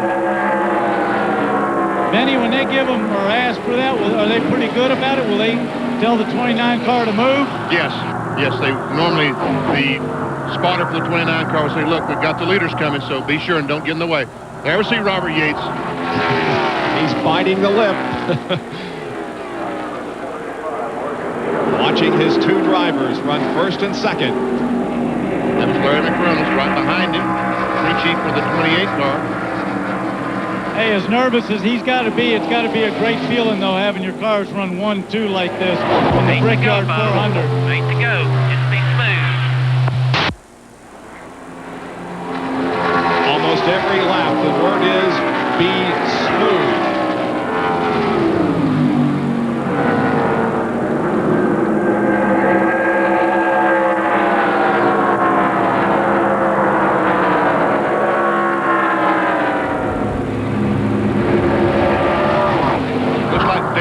Drops back about a car length or 2. Spotters, get to them cars early now. We need them completely out of the way, spotters. Looks like he lays back to try to get a run down the straightaway. He almost got it that time. He almost was ready to make the move and pulled back behind Ernie Irvan. Oh, and Kenny Wallace has hit. Looks like he's blowing up. I don't know if he's hit the wall or not. He's down on the apron. I think he just blew up. No contact. Car just showing a lot of smoke. Will we go caution? No indication yet. The leaders come by. The green remains out.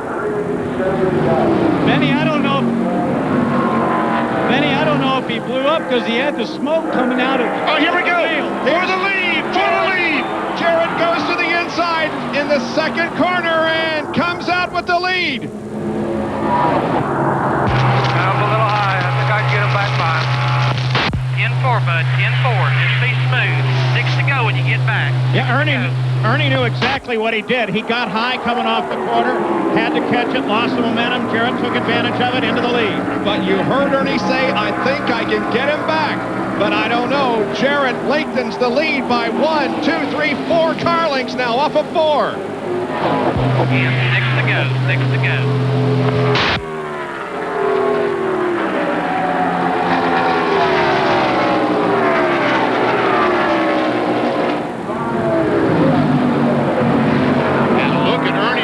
In on the back of Dale Jarrett. And I tell you what, there's some traffic there in Bobby Hamilton. That didn't slow Dale Jarrett down any.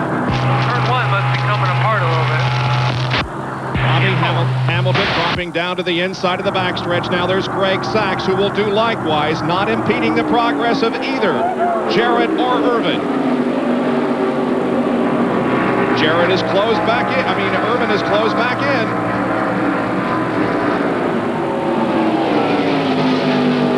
Looks like they're all still here. Every single person is still here, and most of them are standing. I'll tell you, over here in turn 2, there's nobody sitting down. They're all standing up watching this one. Me too.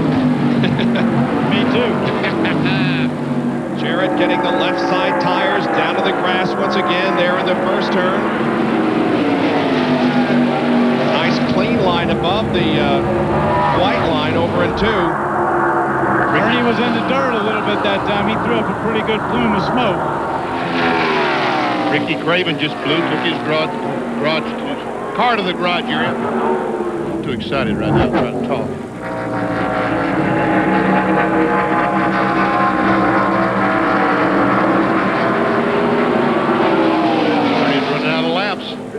Yes, he is. 156 complete. 4 to go, bud.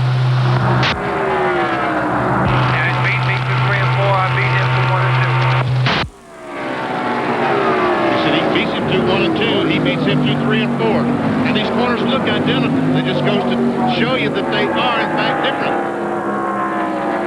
Jarrett way up against the wall there in the short chute down the south end. We used all the track that time. Sure did.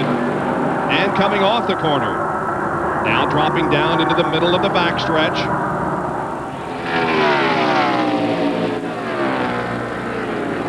They're on the 157th lap.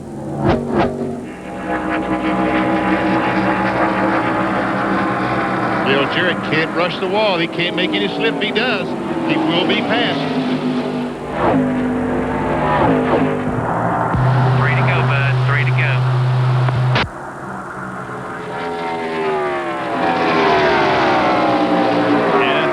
It's just about the same distance between first and second every time. So if Ernie Irvin is going to pass Dale Jarrett, he is going to have to find something that he has not displayed the last 4 or 5 laps. There's Brett Bodine directly in front of them. Now, if they can get by him on the straightaway and not impede the progress, they should be okay. He's moving over. Jarrett moves over to get a little draft off of him. And Brett Bodine backs off, lets both cars have the corner. Brett Bodine running in 23rd position is the last car on the lead lap. Guys, they're over here when they come through turn 2. They're driving these things for everything they're worth. I mean, they're sliding inside out in the dirt. It is fantastic. The crowd on its feet. In 2 more laps, they'll know who wins the Brickyard 400. Everyone standing, cheering for his favorite driver. Oh, Jarrett way up by the wall there in the short chute. He's using it all, isn't he, Danny? He is using all, and I think his line's getting better. He's taking a later entry. I think that's a better way to go. We got a little crash. Robert Presley has crashed at the north end of the racetrack at the entrance to pit road. And the caution comes out. We're going to end this event under caution, it would appear. So this will be the race to the flag relay, determining the winner. Dale Jarrett is coming through corner number 3.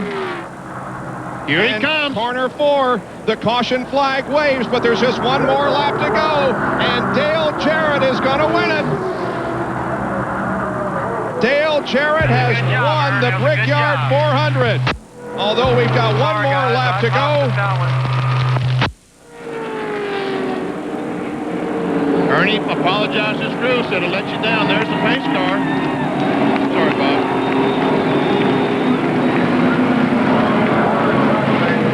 Wow.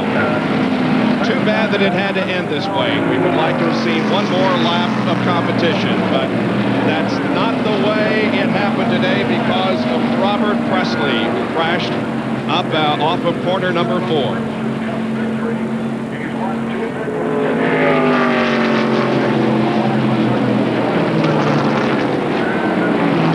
Reynolds, the crew chief on the 28 car, is running up toward the Dale Jarrett pit as the pace car has picked up the field. There he is, congratulating Todd Parrott. Look at this. And Robert Yates is the owner of the 2 cars that finished first and second. The race, of course, is not over yet because we have seen stranger things happen. Mark Martin pulled into the pit area on the white flag lap under caution, so Dale Jarrett will have to come down and receive the checkered flag, but he's going to be the winner. So did Cale Yarborough at Daytona. Remember when he and Richard Petty raced back to the line to the caution flag, and Richard won the race? Well, Cale quit, but there was another lap to go. Oh, Dale understands there's another lap to go. Pace car leads them off the 4th corner as the track crew is there at the Robert Presley car that crashed off of corner number 4. And very slowly, as the Camaro pace car leads them down, the checkered flag is waving, and now it is official. Dale Jarrett has won the 3rd Brickyard 400 under caution. And for Dale Jarrett, it is his 7th NASCAR Winston Cup career win. We'll return to the Brickyard 400 after this message and a word from our ABC station.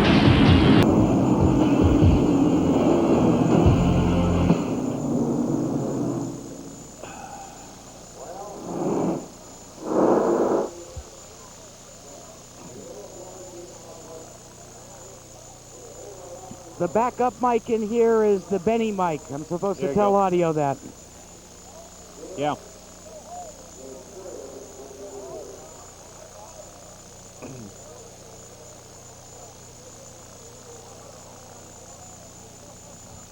I wasn't watching that. What happened? Just lost the back end coming off the corner. Hey, Benny, they actually got on the radio and reminded Dale to stay out. Yeah, well. Yeah. Yeah, good.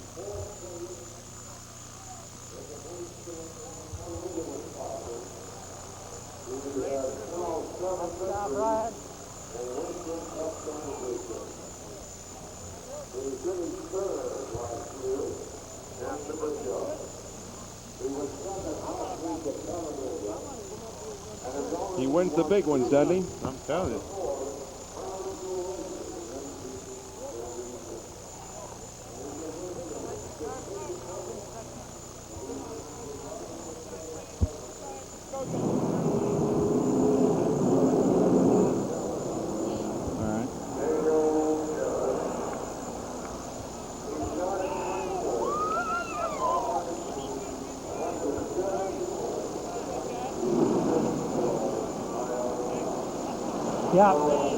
Yeah, I'm back here, Bobby.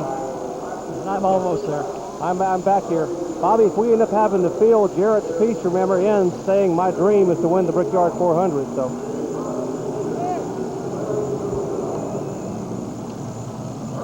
Hey, Jack. Yeah, Benny. If he wins the Mountain Dew Southern 500, he wins $1 million. I know. Yep. Parrott told him on the radio, Jack, on the last lap, you deserved it, buddy. You drove your butt off. Yeah, I heard it. Got a good spotter, too. Who was third? Was Labonte end up third? Yeah. Yes. That's where we're headed then, right? Martin Shepard. Yeah, we're back here.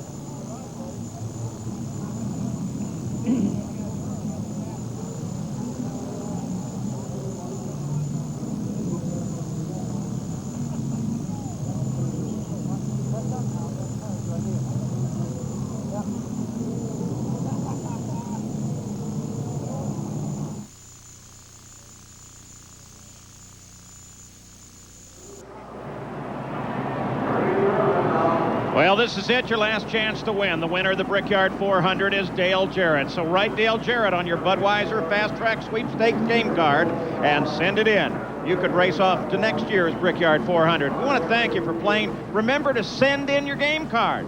Brought to you by Budweiser, the king of beers. No purchase necessary. Must be 21 or older to enter. See official rules for details.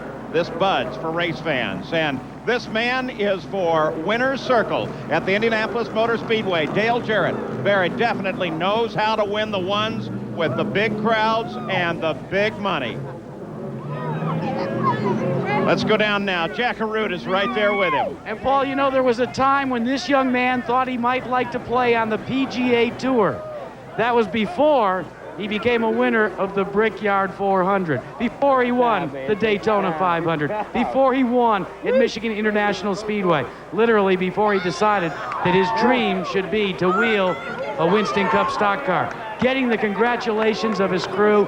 It was hot inside this car, and it's the first time in Brickyard 400 history that a Ford has found its way to victory lane. Pretty soon he's going to be getting out of the car to over 300,000 people's applause. And he is going to do the tap dance on the roof. DJ,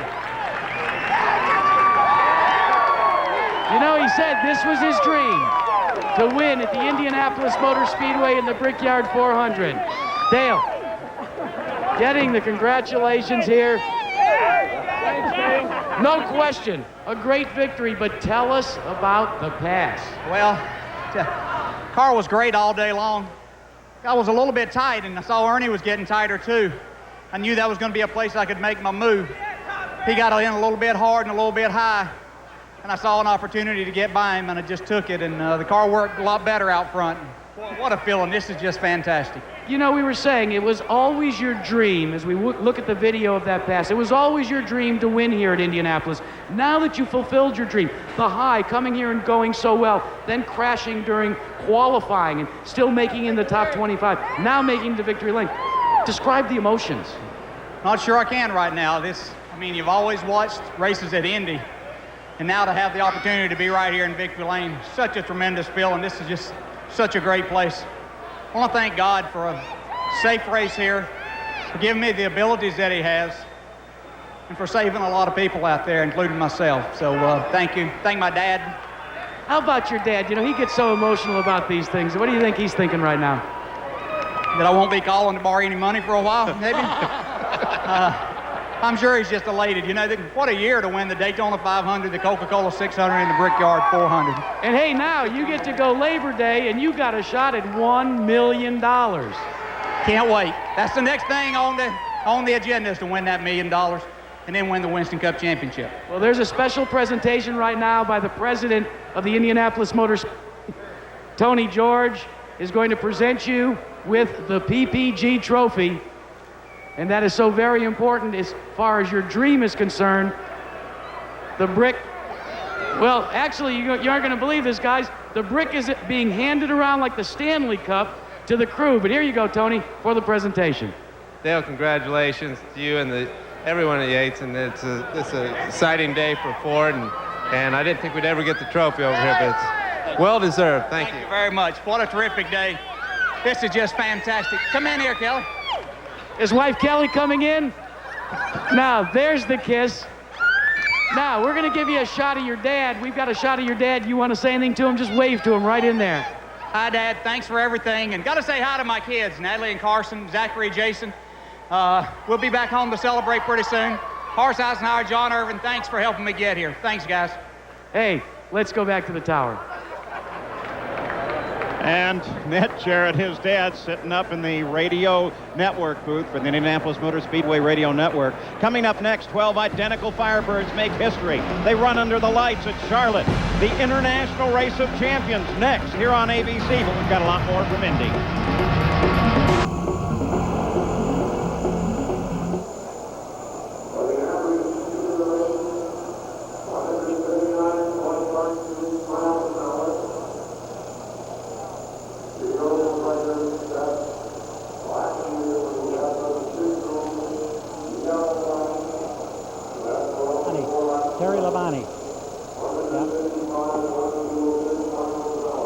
Who's got Ernie? Does Jerry have Ernie? Okay. I've got Ernie.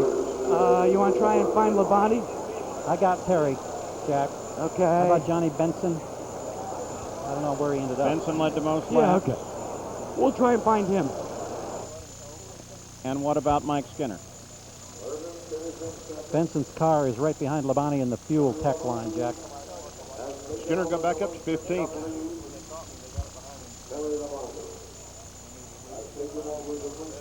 About winning at Indianapolis.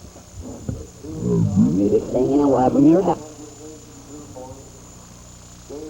I dream about winning at Indianapolis, winning the Brickyard 400. That's what I want on my resume. That, you know, I've won 2 Daytona 500. That's great. Oh, it's but beautiful. The history of this place. How about that, huh? That's great. Good. That's great. That's great, guys.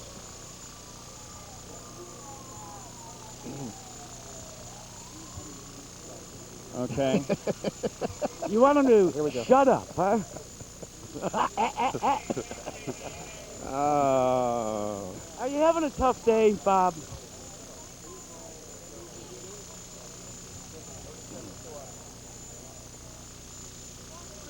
Well, which is it? Putting up with 7 on us would make anybody have a bad day. No.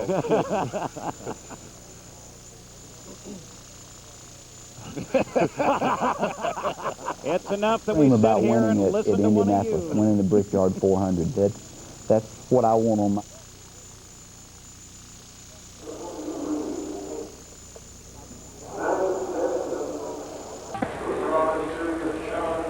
Back at Indianapolis Motor Speedway, the 3rd annual Brickyard 400 is history. Dale Jarrett in victory lane. His teammate Ernie Irvin, a whale of a run, finishes 2nd. And Ernie, you and Dale just had a battle to the last lap. Well, we did. It was a great battle, and you know it's great that our team can actually come 1st and 2nd. I guess the last time we did that, I won the race, so I guess I did it the wrong time. Well, turnabout's fair play. Tell us about 7 laps to go. Dale made a move inside of turn 2 to get by you. Yeah, I got up in the marbles in turn 1, and it just washed up and just about hit the fence, and Dale got on by me, and I thought I could get him back, and he was real good in 3 and 4, and I was real good in 1 and 2, so we were pretty much the same speed. Ernie, you got to think about how far you've come. I mean, we talked at the beginning of the show a couple of years ago. They said a 10% chance of living. You've come back to Indianapolis and nearly won this thing, finishing 2nd. I mean, that is a huge leap. Well, I tell you, this is a lot more heartbreaking than getting the flat tire that we had like 2 years ago. We really figured we could come back here and have a good race, and we did. Just fell a little bit short. Well, the voice is quivering, the eyes are moist, and Ernie Irvin sits here finishing 2nd to his teammate. He's happy for Dale, but boy, would he have ever loved to have this one. Now, the race that belonged to Chevrolet the first 2 years, now it's Ford up on the top of the order as we look at the unofficial results. I don't think there'll be any question with Dale Jarrett taking the win, and we'll give you the run all the way down here. The race was not a record. The record was still 155 miles an hour set last year by Dale Earnhardt. It is the furthest back that a winner of the Brickyard 400 has ever started, because he started way back in 24th. And if you want to do the track history, well, the furthest back a winner has started at the Speedway since Johnny Rutherford started 25th in the 1974 500-mile race. And the first time teammates have finished 1-2 at Indy since 62, Ward and Sutton. We'll be back with more from Indy. ABC's Wide World of Sports, the 1996 Brickyard 400. Brought to you by General Motors Service Parts Operations and their GM Goodwrench and AC Delco Automotive Service Parts. Genuine Chevrolet, the cars more champions trust. Delco Electronics, official sponsor of the 1996 Brickyard 400. And Budweiser, proud sponsor of the 1996 U.S. Olympic team. This Bud's for you. Back in the tech area, Terry Labonte patiently waiting his car, about to clear tech, a 3rd-place drive today. The Fords gave you so much, and yet your crew gambled, got you in a spot where it looked like you might have a shot for a win. I tell you, we kind of gambled there on the fuel mileage deal. Stayed out late at that one stop, and we had enough fuel to go the rest of the way. We didn't think a lot of the guys did. Then we caught the caution. It didn't really hurt us because we pitted for 4 tires anyway, so put us in the lead. But we couldn't hold off the 88 and 28. They were just a little too strong for us today. What was your goal coming into this race? Well, I tell you what, we've never finished in the top 10 before here at Indy, and so we wanted a top 10, and I'm tickled with the third. You got a top 10, and you also got the championship lead back. Congratulations. Thank you. Terry, Jack? Well, if want for that last pit stop, you might have been in victory lane, Johnny Benson. Well, I don't know. Them guys were pretty tough, and we had a great day all day. I mean, Penzo Panic ran great. To be able to lead and then lead the most laps our first time here, I'll tell you what, I'm way excited about that. Paul Page, not bad for a rookie driver. He sure had a great day. Johnny Benson is to be complimented for some excellent driving. Well, we'll take a look at the race recap here with Dale Jarrett taking the win. Led 11 of the 160, but you only have to lead that final one. In this case, all you had to do was make to the white and yellow flag, and you were the winner. But what a great battle it was between Ernie Irvan and Dale Jarrett at the end of the race as we take a look at the recap of the race leaders. Good news here today is despite what looked to be a very serious accident, Kyle Petty is apparently okay. He's been released from the hospital. It's unofficial. We understand he's already on his way back to the track. And Robert Pesley, well, he has an interesting honor. He caused the first yellow and the last yellow, the one that ended the race and made the race for Dale Jarrett. Ernie Irvan, still, you have to consider what a terrific job he did in the run here today. We want to thank you all from the Indianapolis Motor Speedway. Don't forget the International Race of Champions is coming up next, and that's a historic race and one that you will not want to miss. So 39-year-old Dale Jarrett from Hickory, North Carolina has won the third Brickyard 400. He's in winner's circle, and right now he is living his dream. I dream about winning at Indianapolis, winning the Brickyard 400. That's what I want on my resume. That, you know, I've won 2 Daytona 500. That's great, but the history of this place is just more than we can really comprehend. And for me to say that I've won the Brickyard 400 is what I dream about right now, and hopefully that's going to happen.